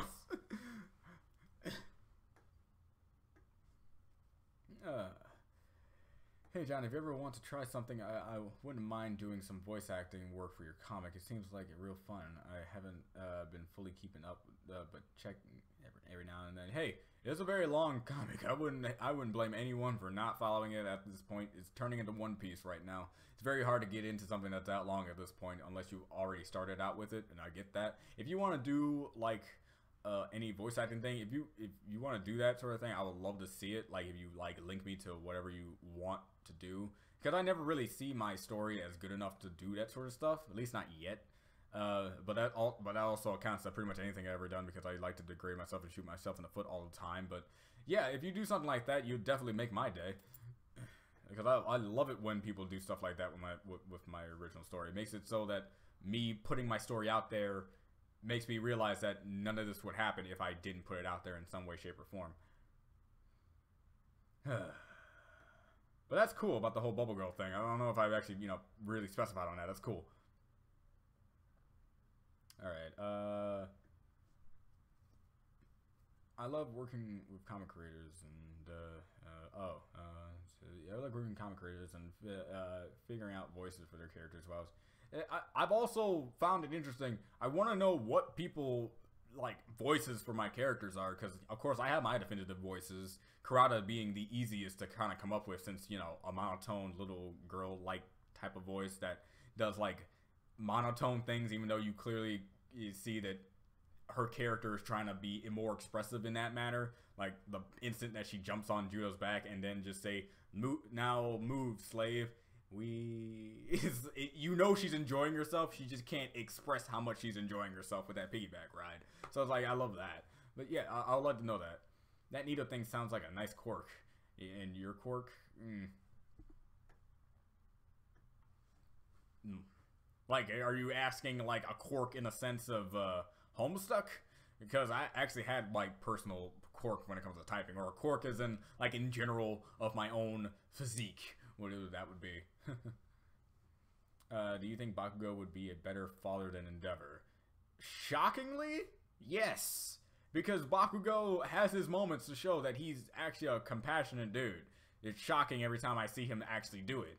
So I honestly have to say, yes, I do believe Bakugo, if given the responsibility of having a kid, would actually be a better father than Endeavor, because Endeavor had this hate boner for All Might, while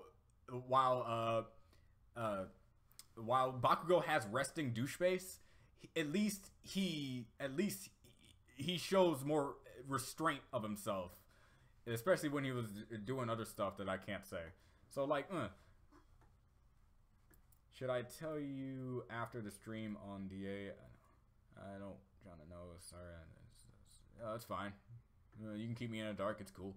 Miraculous Ladybug Season 2.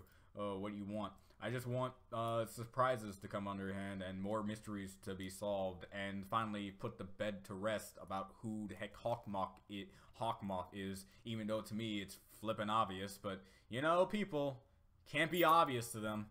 It can't be obvious. Obvious stuff is too boring.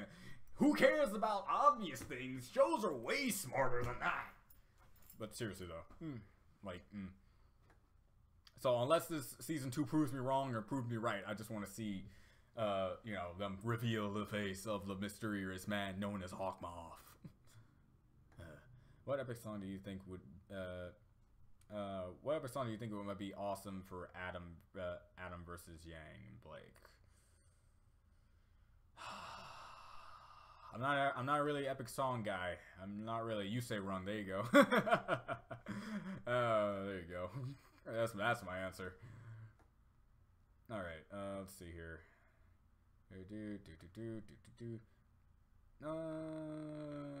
John, what happened to the Discord app situation? Discord app situation? Oh, that's because I got a new phone, so I don't have it anymore. I need to get it. I need to re-download it. Actually, that.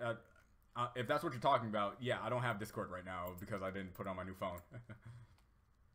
Dude, I watched those series of One Piece when it was up to over 500 episodes. I have issues. Hey, I read Homestuck in 5 days. Sue me.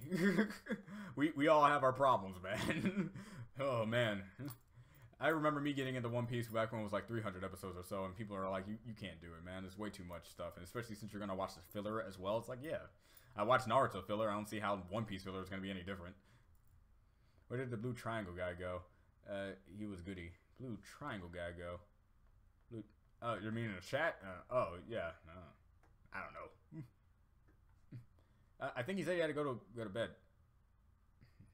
Sounds like a plan. I'll try to send you samples of characters' work, email, or some other way to contact you. If you send it via note, like if you have a video of it and you send it via note on my DeviantArt, I'll definitely see it because you know I check my DeviantArt pretty much every single day, hoping for comments or new favorites that go on my page, so new watchers and stuff like that. So yeah, since I check it daily, the best way to do it, if you can find a way to put it on DeviantArt, yeah, or you know, put a link on DeviantArt via note, I'll definitely see it. Okay, Bubble Girl's quirk is that she can make bubble filled with an aroma that she smelled at least once. She can make both sweet smelling bubble. Darn it! She makes both sweet. Sweet smelling bubbles and foul smelling bubbles. When too nervous, she makes unpleasant smelling bubbles. That's self destruct. Dang. All right. All right. That's a dangerous quirk. That's really dangerous. Don't tick her off. No. Make sure she showers every day. There you go.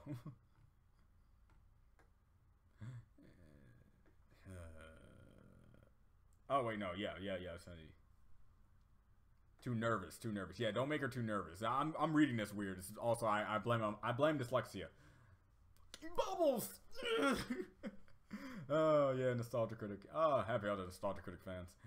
What YouTubers do you watch? I usually watch Markiplier, Game Grumps, Jacksepticeye.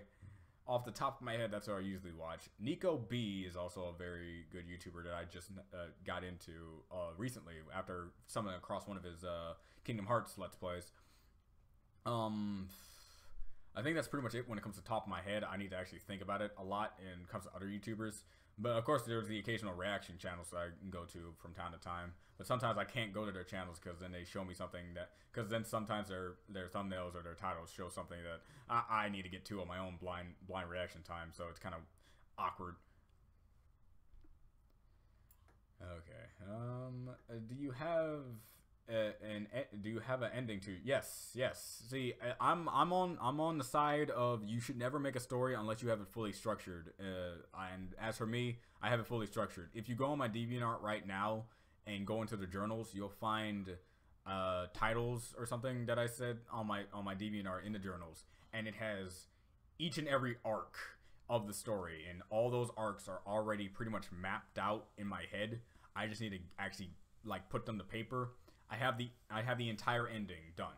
It's my story is complete in my head already. Like, and nothing's really changed about it except certain character moments and certain decisions that I decided to retcon before actually getting into it in the story. But overall, none of the decisions I made has so far ever changed the ending, and it hasn't changed for the past 7 years since I've actually ended the story in my own personal head. So it's like, why did I say personal head? My own personal time. So like, you know what I mean. So for those of you ever wondering if I'm making stuff on the spot, I don't do that.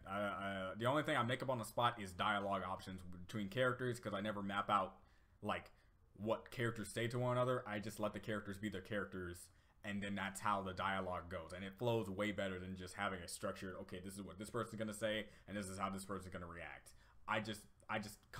It comes how it comes. But as for the story structure in general, that's already done. That's done.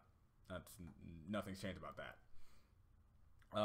Considering powers and how weak reflex was, despite doing that stuff, it was potentially suicidal. And man, was so powerful despite just being a kid.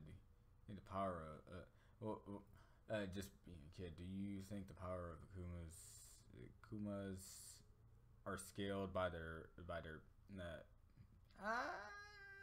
compare it.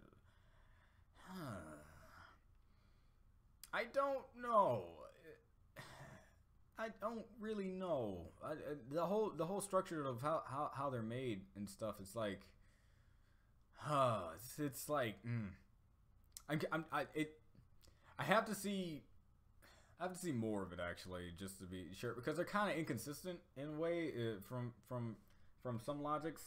So I have to think about that a little bit more. I read Homestuck in two what? I read in 2 days. Yeah. The only reason why I say 5 because I had a bet going on for me. So it's like, so I kind of had a leeway, but if I couldn't bet it, why are you here? Because I'm about to go to bed. No, you're not. I have. Get your cover. sofa. You all right? Tell these people you're about to end off, and I'm not even close to the bottom yet. Go, do it. Hold on, wait. Before it catches up. I don't. What's going on? Right now, there you are. Oh damn! Oh, did you forget? That was a while ago. Did you forget? I have a huge delay on this one, but like I'm still like really answering questions, so that's why I'm so far away. Now people are gonna be reacting to you, and now I don't know how they're gonna react because I'm still here. So, what? How much longer? Very long. I just now got to the comment of Nico B, and I mentioned Nico B like 10 minutes ago. So, Nico B is a YouTuber that plays various games. Okay, yeah, I see that. Well then. So I'm now gonna move all the way up to the bottom and see how they're reacting to you. Hey, goat, see? Oh. Is that goat? Yeah. Oh, snap, dog. Random nerd spotted. Yeah, it's goat. Tell goat how much you hate him because I'm gonna have to end this stream soon because he has to go to sleep like a baby. Hey, I have a dentist appointment. I have a class, and you know I'm not helping myself with this. So, clearly... See? Rose lips. It's gonna be a while before they get that reaction, but... What? Oh. No. You can sleep at the dentist. You can sleep at the dentist. I'm just... Alright, just lean back, open your mouth, and... Don't worry, it'll be over as soon as it's done. Fine, I'll just go sleep. Alright, wait, we're not serious. Are we? Are we serious? What if I come and get you when we're done? Nah, alright. I'll probably already get sleep. Probably. Maybe. That or completely wide awake. I have dance, but I don't care. I have dance, but I don't care. Apparently, Goat has, it's gonna be a while before you get this, but, you know, yep, when you get it, apparently Goat has, conceded to, actually just sleeping on the couch. So, I'm still here. Good. So we can go. So, I'm gonna go right back up, because, like, okay. Yeah, I'm definitely still very, very far up. Okay, Red Home second too. Okay, I'm actually not that far behind. I'm actually reaching the bottom again. All right, good luck trying to get me back, sir. Night Eyes, the other sidekick, cat appears. Centipiter is also a fan-made character that won the same contest. Man, I wish I won a contest. Just imagine, Icon, a sidekick. Ooh. Oh man. All right, geez, been ages, but still to your DeviantArt. All right, cool. And I think that's it. No, that's something. That's a raid boss request. I'm not taking that. Sorry for the choppy separate sentence. YouTube, it's fine. It's fine. We all have. They have that limit thing. Self roast myself with a clone of myself so I can roast beef. Bicky Penguins. Yes. Oh man, Nico's great. Yeah, Nico's a really good YouTuber. I love his personality. Kind of hate that he picked Haru in his Persona Let's Play, but it's his decision. He likes foreheads. The fact that he likes Apollo more than Phoenix proves how much he is infatuated with foreheads. So that's my theory on Nico B. Forehead infatuation. The Pancake King. Which reactors do you recommend, and are you friends with any of them?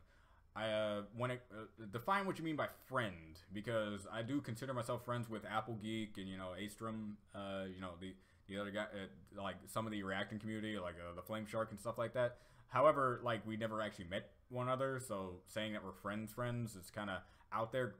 I do consider Apple Geek as a really good friend because he offered to actually buy new equipment for me. The equipment I have right now, he offered to buy it for me, but I said, no, I got it, man. That's how much I hate people giving me money to help me out in some scenario, that I will outright refuse them and do it myself unless I'm really back into a corner, like how the whole PayPal thing started to begin with. I was back into a corner, really needed help, thanks to you guys who were able to actually do it, because from what my mom stated, we would be let's say $600, $700 short if it wasn't for you guys. So yeah, definitely helped you out there. Which reaction do you recommend, and are you friends? All right. Do you think Midoriya's parents are divorced? Or is it? It's confirmed that he's not dead, just not around. Do you think divorce or maybe he was business or something? Some people think he's an evil dude. Some people think they're divorced. Some people think he's just very far out somewhere. And I just believe that he's just one of those dads in every Pokemon game. He just doesn't care enough to actually go and have some quality time with his son. He's just out doing something else, apparently. One of these days, we're going to have a Pokemon game where you show up with just your dad and your mom's a gym leader or something like that. It's just like the closest thing to an actual dad figure is in Emerald.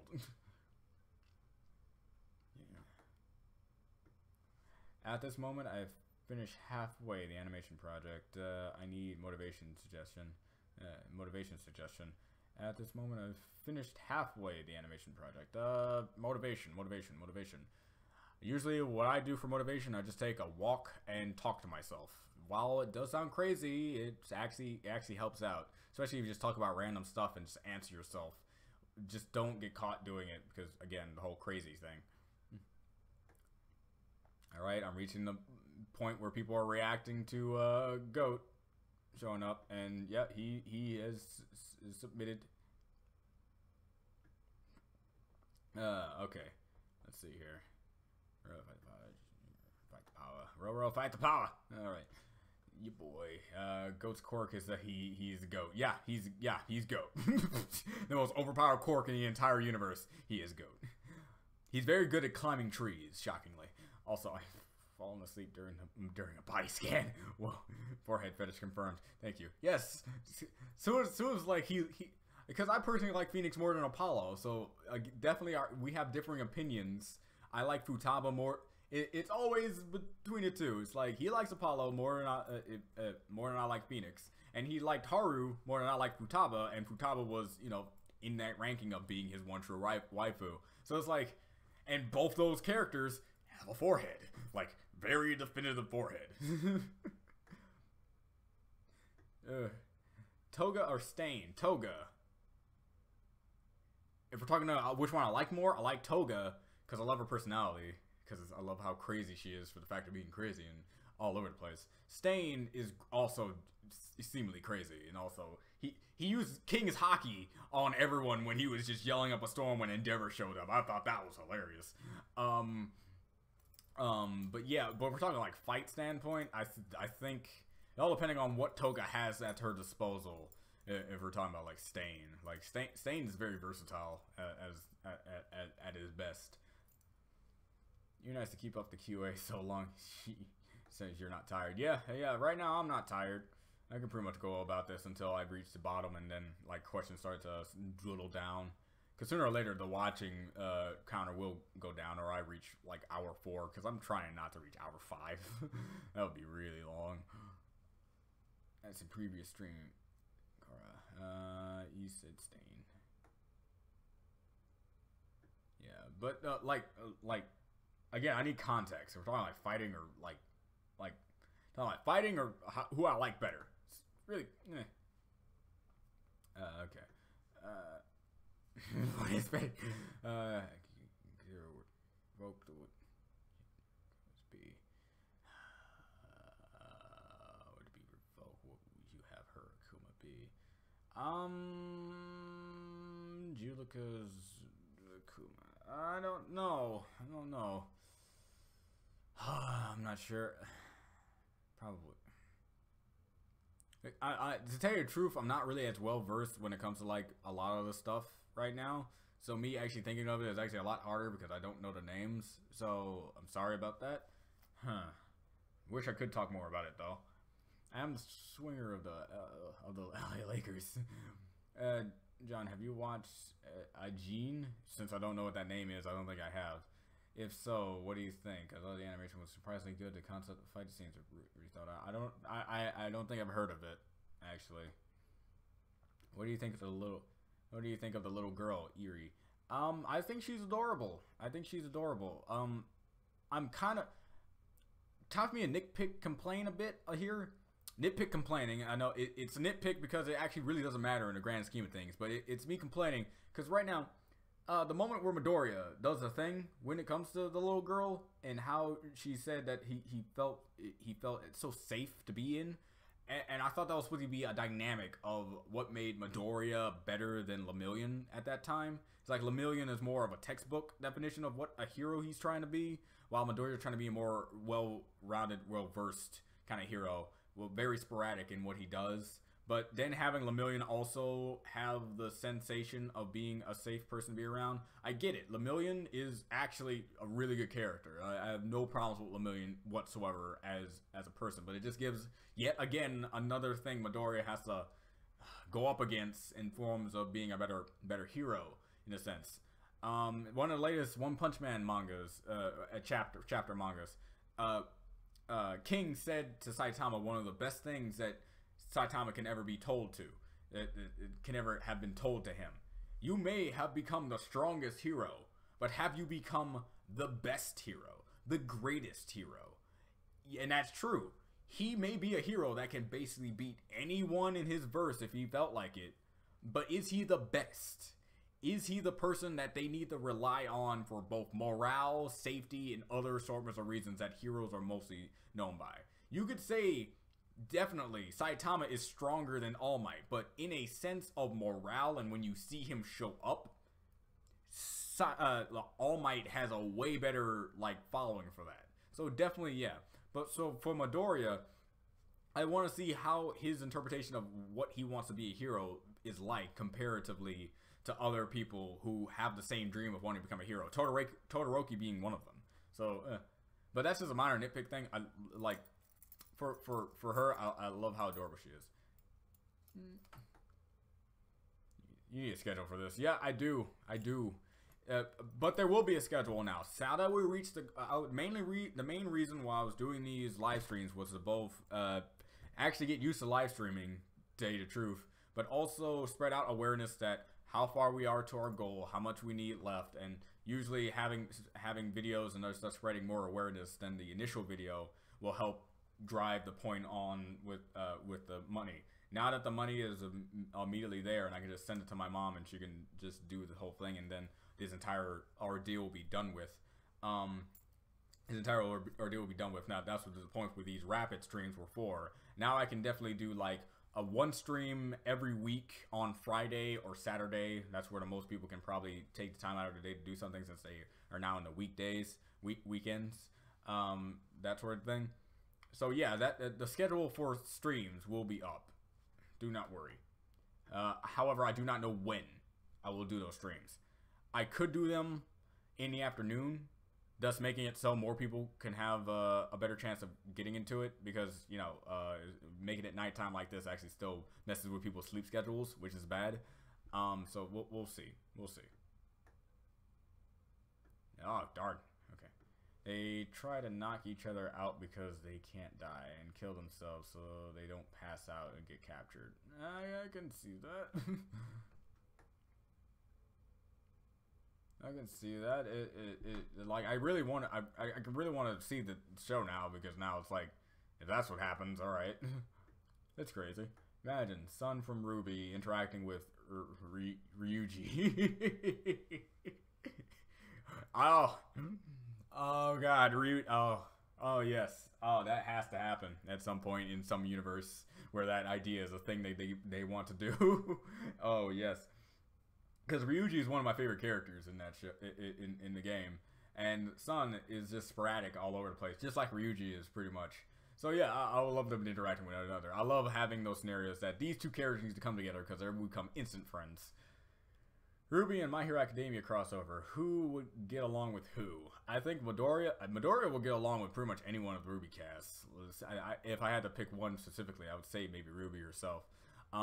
Todoroki might get along a lot with either Blake or Yang. Bakugo would get along with Nora, shockingly, because Nora would make him like her. I could see that. As for John would get along with also Midoriya, and we already did yeah, also Midoriya. Sun probably will get along with like Sue, because Sue's that kind of like calming demeanor character that someone like Sun needs in his life. So oh man, it's great. But I do say it's like a mass liking one another instantaneously, than like a mass skeptical toward one another. Are you good at riddles or nah? I like to declare. I would like to think that I'm good at riddles. I would like that I'm good at riddles, but I'm probably not.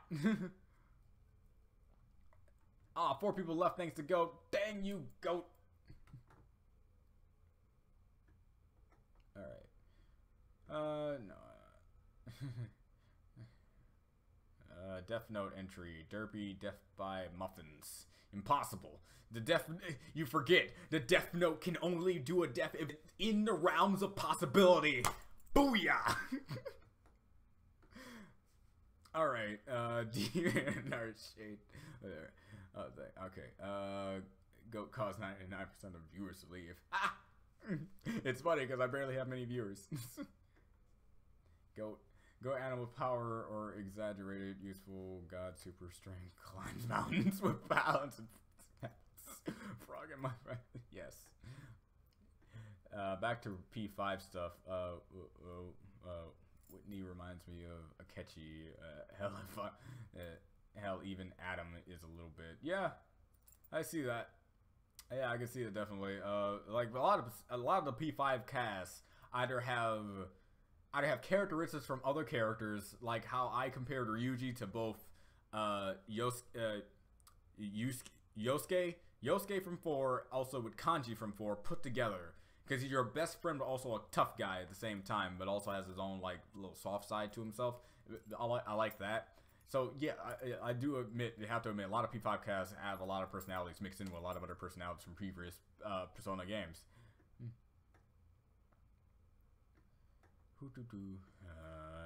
Agenda shows about select a few people cannot die in a fellow wall. Basically, shadowy creep it's awesome seeing how well it adapts to them. Military having strategy like having a foundation and surrounding kill them repeatedly before regenerating. Wow. All right.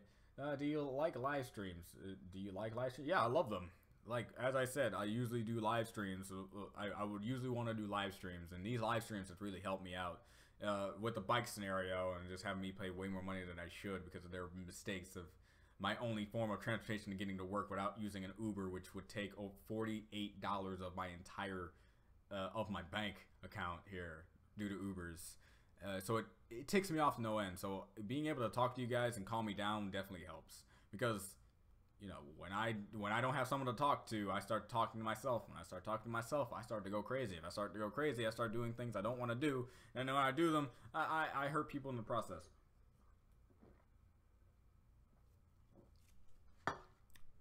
So you guys help with that.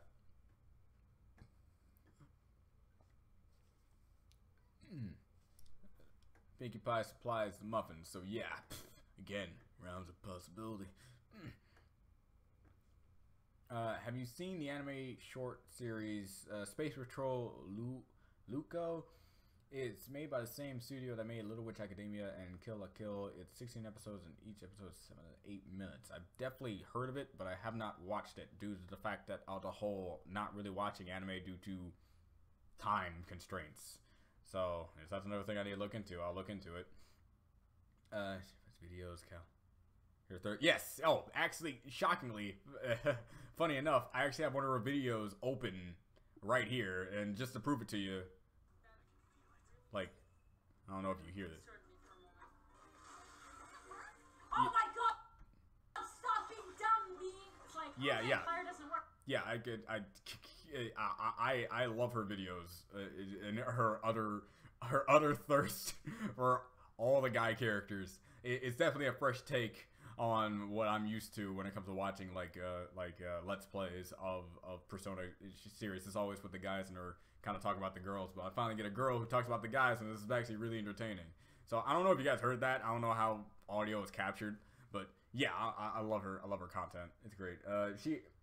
it was because of Princess Butterbuns that I was actually able to get to her. That's another. Those are other YouTubers that I watch, by the way, to reinforce the answers that I gave to the previous question of what YouTubers that I watch. So Princess Butterbuns is up there too. Cat Icarus as well. Okay. Okay. Have you watched Adventure Time? Yes. I have not watched all of Adventure Time. The last thing I remember about Adventure Time is Gunther having that weird thing come out of his head. I love when she just screams, "Best boy." Yeah. If Goat was in My Hero Academia, what would his quirk and Derpy's quirk be? Goat's quirk was just the fact that he has all the abilities of a goat. That's it. He just has all the abilities of a goat. He probably has a goat head to match. It's sort of like how, you know, Shadow Guy. Oh man, I'm mean names. But, you know, Shadow Dude has a bird head. So yeah, I can see Goat having just the same thing, only with a goat head, and he just is great at goat. He's good at climbing trees, climbing mountains, and just being a goat. And Derpy's quirk is her quirk to be in the background of any scenario whatsoever, thus making her almost invincible and cannot be killed, because as you try to shoot her, as soon as your beam comes into the foreground, she'll just teleport away into a background somewhere, thus making her literally unkillable. I talk to myself a lot as well. Yeah, trust me, it works. Derpy is Kira. That's perfect. Main 6 or human 6 in my academia universe. I think human 6 will make more sense in forms of not instantly being weirded out that the fact that they're talking to talking ponies. So yeah, I gotta go with that. Especially since the human 6 have actual powers of their own. So they could be like, my quirk is to be able to summon diamond-like shields and stuff. My quirk is to be able to run super fast. My quirk is to be able to use magic in many assortments of ways. My quirk is to be able to do this and that, you know, that sort of deal. So, yeah, I think Human 6 will fit better, at least in forms of, like, having their own basic quirk that they can relate to the other My Hero Academia universe guys. Oh my god, stop being a dummy. Okay. Christopher Pappy Rappy. I'd Bakugo were to end... What if Bakugo were to end up with someone, who would it be, male or female? I'm progressive, so, you know, the whole male thing is definitely an around the possibility. If I have to go with the ship counterpart of the male side, it'd either be Todoroki or guy who can harden himself. I forget his name, but the Red Riot. You know, that's his hero name. So I have to go with those two, because those two have the, like a better connection. One being more than another. But if we're going from the male side, female side.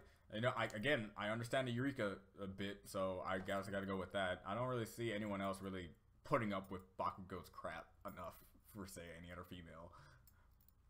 Of course, he stands on a 90-degree surface. Yes!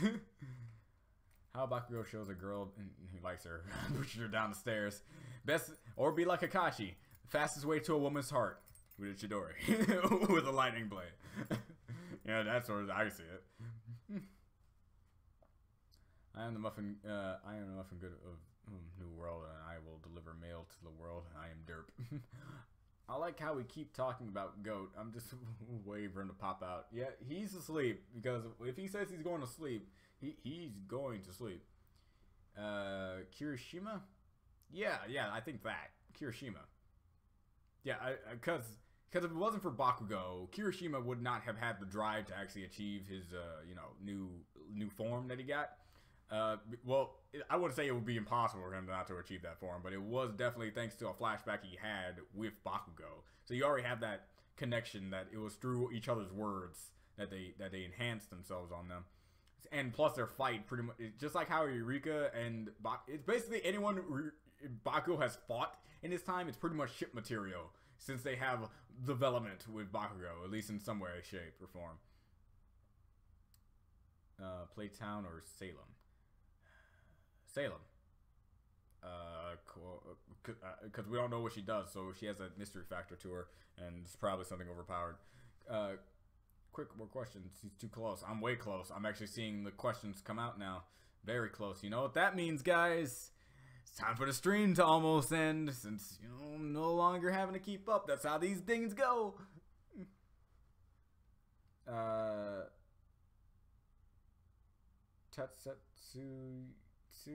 or Kirishima? I gotta go with Kirishima on that. No, Dandy. So, how's the weather? Weather's fine. Running low here, guys.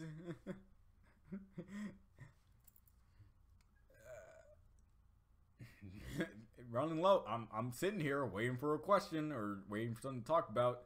So I already got my general stuff out of the way, the whole HIVESWAP scenario, and and now we reached our goal. We're there. It's about time, guys, and maybe I can go get Goat so he can sleep in his bed.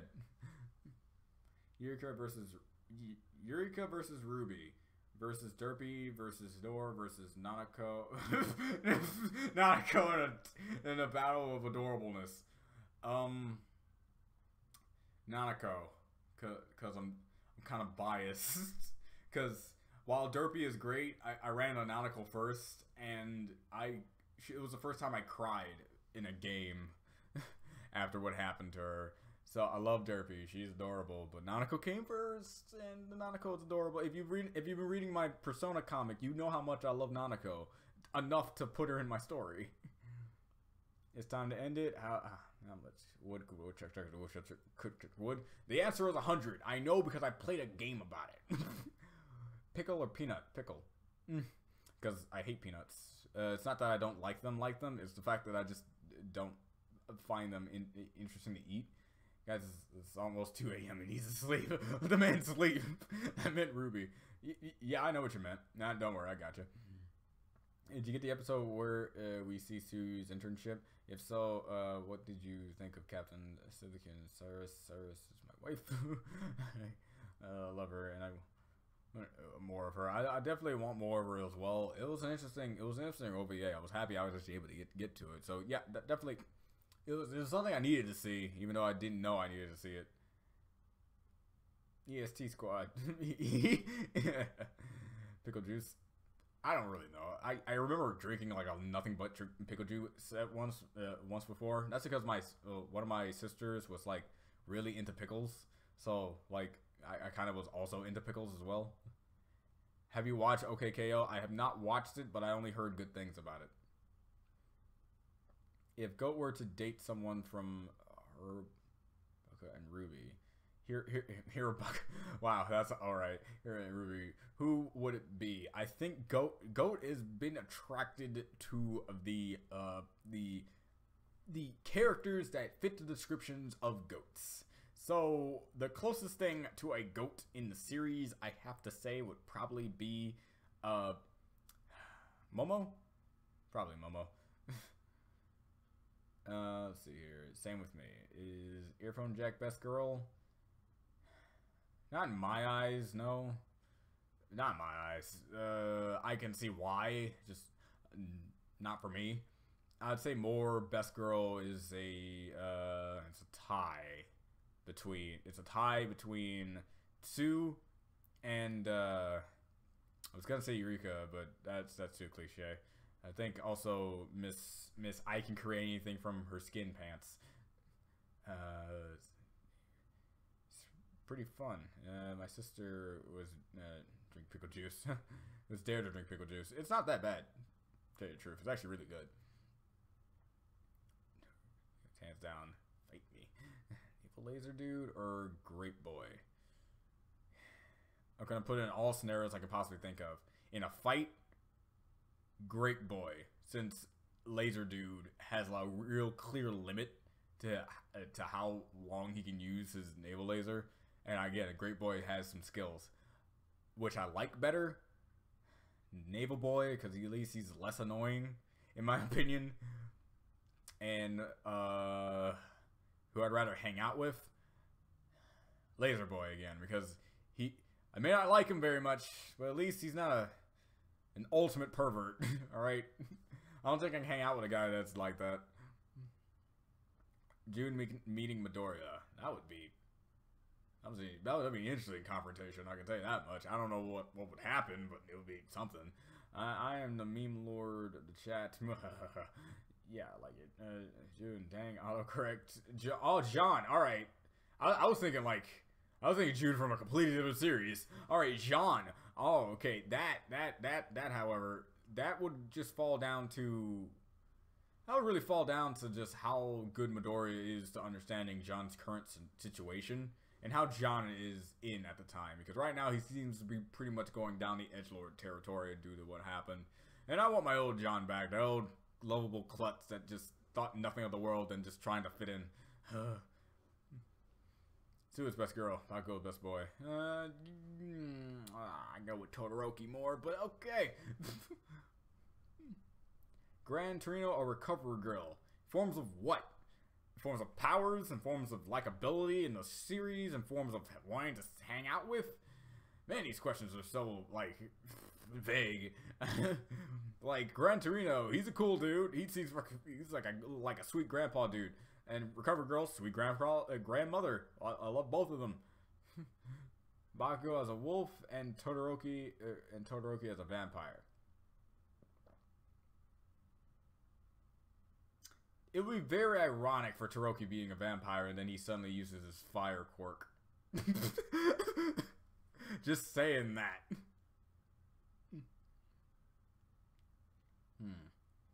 What's up, Harry Potter? Alright. Starting to reach the end here. It looks like you're rapid fire trying to make me constantly answer questions at your real-time scenario is starting to wear down a bit, guys. There's only 9 people watching. You're running low on ammo. Oh, gotta get ready for the next stream. Then you can reload, you know? Favorite Steven Universe song? Mine is either Here Comes a Thought or Steven's Lament. I would say Stronger Than You, but you know, that song has desensitized me at this point, so I gotta go with something different. And You Do It For Her is another good one. But one that I have to constantly go out is the actual full extended Steven Universe opening song, actually. The full song. To really talk about problems. Wow. Steven Universe meeting the cast of My Hero Academia. Who would be best friend with who? Steven would be best friends with everyone, including Todoroki. Garnet would be best friends with a majority of the cast because they would like her, like, very stoic demeanor. Amethyst being the same thing as Steven, but probably not actually get Bakugo on her side. Pearl, not much of anyone besides maybe the more organized members of the team, like Idia. I think Idia would actually really hit it off with Pearl. Haru. Ah, dang. Okay. Yeah. Haru is definitely need to talk about problems. It's over, isn't it? It's over. Yeah, it's over, isn't it? Is a good one. If it wasn't just, you know, like a full song about how she finally needs to come to the fact and it comes to the realization that Rose is not your lover. I'm sorry. I do like Drive My Band Into Your Heart unironically. Like in an actual song sense, I love it. I think most of Greg's songs that he had when he was a singer are really good. The whole the Universe song, I'll Fly Like a Comet, was actually a really good song.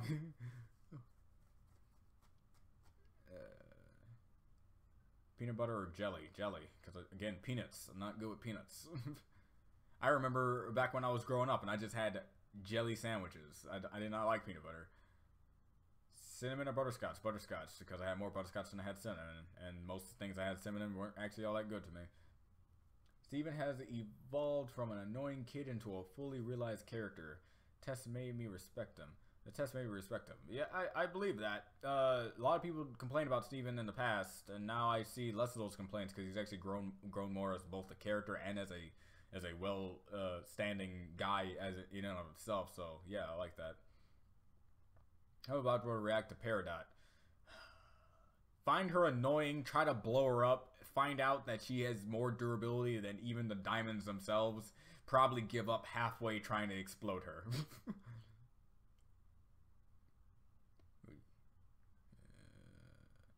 Greg versus Taiyang, Battle of the Dads. Greg versus Taiyang? Oh, I think, okay. Oh, Taiyang. Gotta go with Greg. I love Greg. I like Greg. Though Taiyang has some moments, I gotta go with Greg. How do you imagine How do you imagine Sand sounds?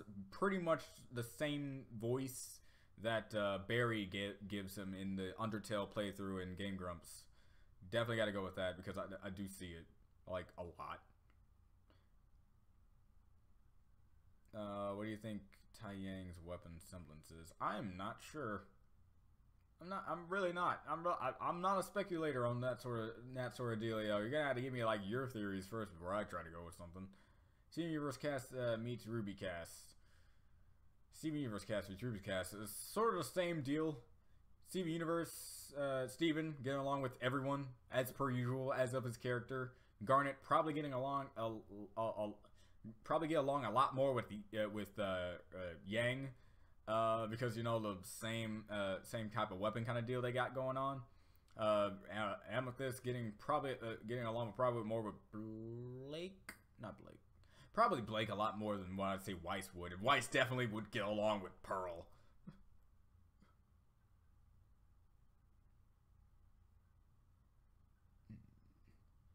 Still not giving up on my fave. I'm still not giving up on my fave. Yeah. I got a friend, Anybet, who does a damn good voice of Sans. Stupid. Camera doves. Okay. Oh, also, I do like Critical. He's also a quintessential Sans voice. Basically, wasn't he the guy who did the Stronger Than You parody song? If he isn't, then that guy too. Either way, the person who did the Stronger Than You parody definitely is a definitive Sans in my eyes and ears. Ozpin is the Wizard of Oz. Good Witch of the North. Ironwood is the Tin Man. Lionheart is the Cowardly Lion. Shocker. What does that make Taiyang, since fans thought he was the Cowardly Lion? Taiyang would probably have to go down as the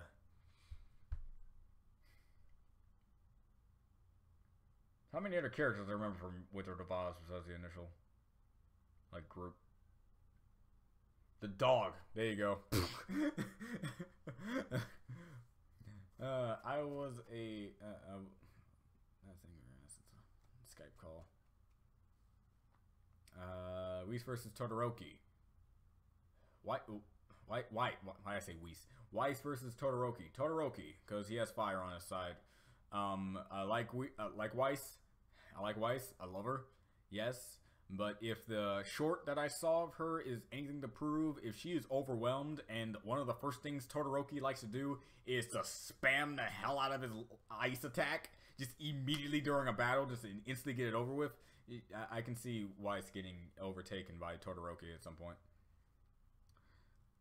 People say since Todoroki pretty much has almost like unlimited, like not unlimited, but like has a way better standing because he can either cool himself down after using his fire quirk too much, or heat himself up after using his ice quirk too much. While at some point, Weiss is gonna run out of ammo and ways to try to get around him. Yeah, people say he sounds like Critical. Yeah. Gran Torino versus Ruby. We don't know the extent of Gran Torino's abilities, and right now Ruby is still a fletchling compared to like what I believe she's gonna be by end game of the series. So if I had to choose one right now, I have to go with Ruby because I think Gran Torino can definitely like fly all over the place, but I don't know what's his heyday style. Like he probably like jumps all over the place and gets the upper hand a lot in his battles because of his speed. But Ruby's also has speed on her side as well, though I have not seen her actually, do stuff Gran Torino style. I can definitely see her keeping up with him, at least in forms of like seeing where he's probably anticipate where he's going to be. Because Ruby is a lot of things, but she's not an incompetent fighter. Not a ship, by the way, just fan mashup. Do you think any of the class 1A students will die in any arcs in the future or the manga? If so, who? Definitely the guy who has pretty much the exact same quirk but with metal, from Kenshiki. Did I get that right? No, I probably didn't. But definitely him, because it would be dramatic, because how their rivalry started, how their friendship started, and how everything they do pretty much are exactly the same.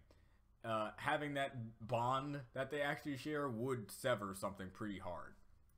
So yeah, and since I'm a killer of many assortments of characters, many of which people like, I'm not afraid to say that someone with a good like bond with another character needs to die for the sake of the story, because it will be actually impactful to that character in some way. It depends on how you write it.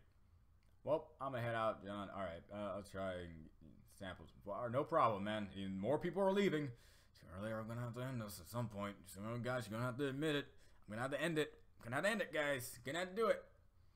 Garnet versus Season 1 All Might. Season 1 All Might. Season 1 All Might. So we're not including the OVD, because in terms of scaling, from what we saw All Might do, he's capable of apparently going beyond his limit, even despite the fact that he has an injury, going beyond his limit and punching a guy so hard and pretty much bypassing his shock absorption quirk, versus Garnet, who, if we're talking about current Garnet, it'd be a close match, but I gotta give it to probably Garnet. Probably gotta go with Garnet. Be close though. So I just realized that I had been in all of your live streams. Yeah, that's good. I love people who constantly show up, like Miraculous, Rose Lips. You, I do believe I've seen Dandy Artist show up a lot, and it's like a lot of people, especially Captain Falcon Racer. I haven't seen him this one yet either. Let's see. If Lemillion had All Might's power instead of Midoriya, that has been up in the air, considering, you know, the whole thing that was gonna go down if Midoriya didn't show up.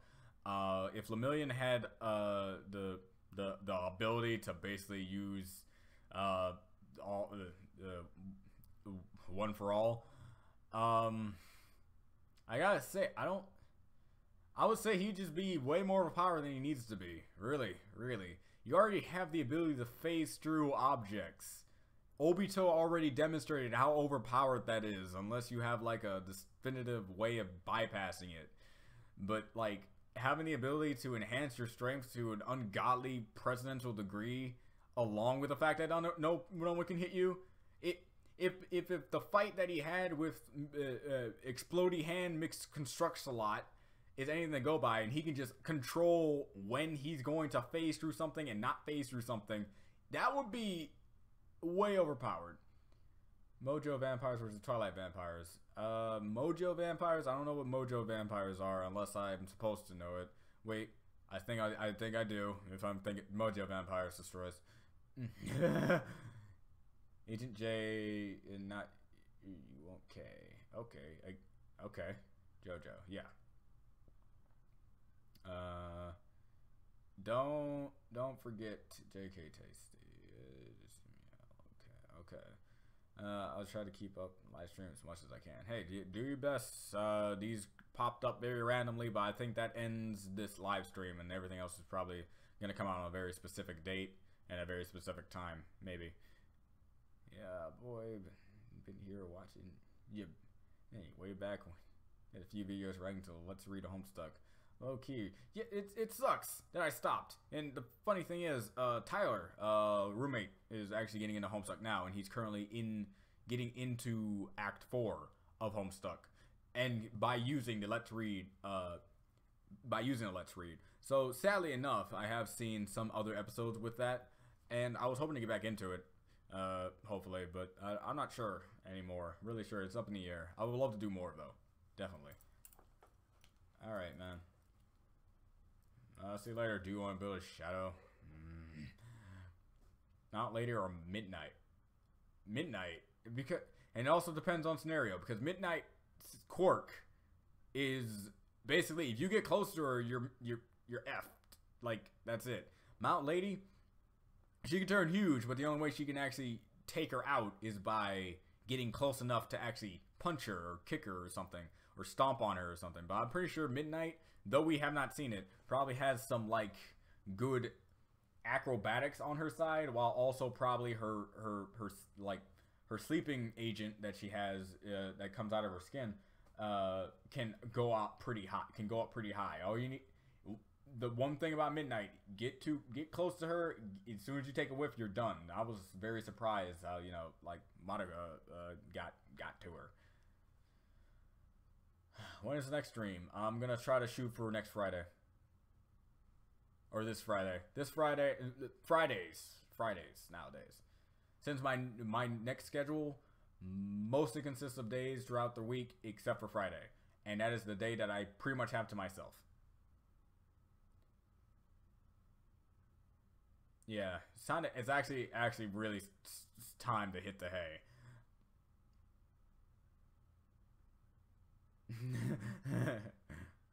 Grape juice from oh god, grape juice, no. Oh god, no.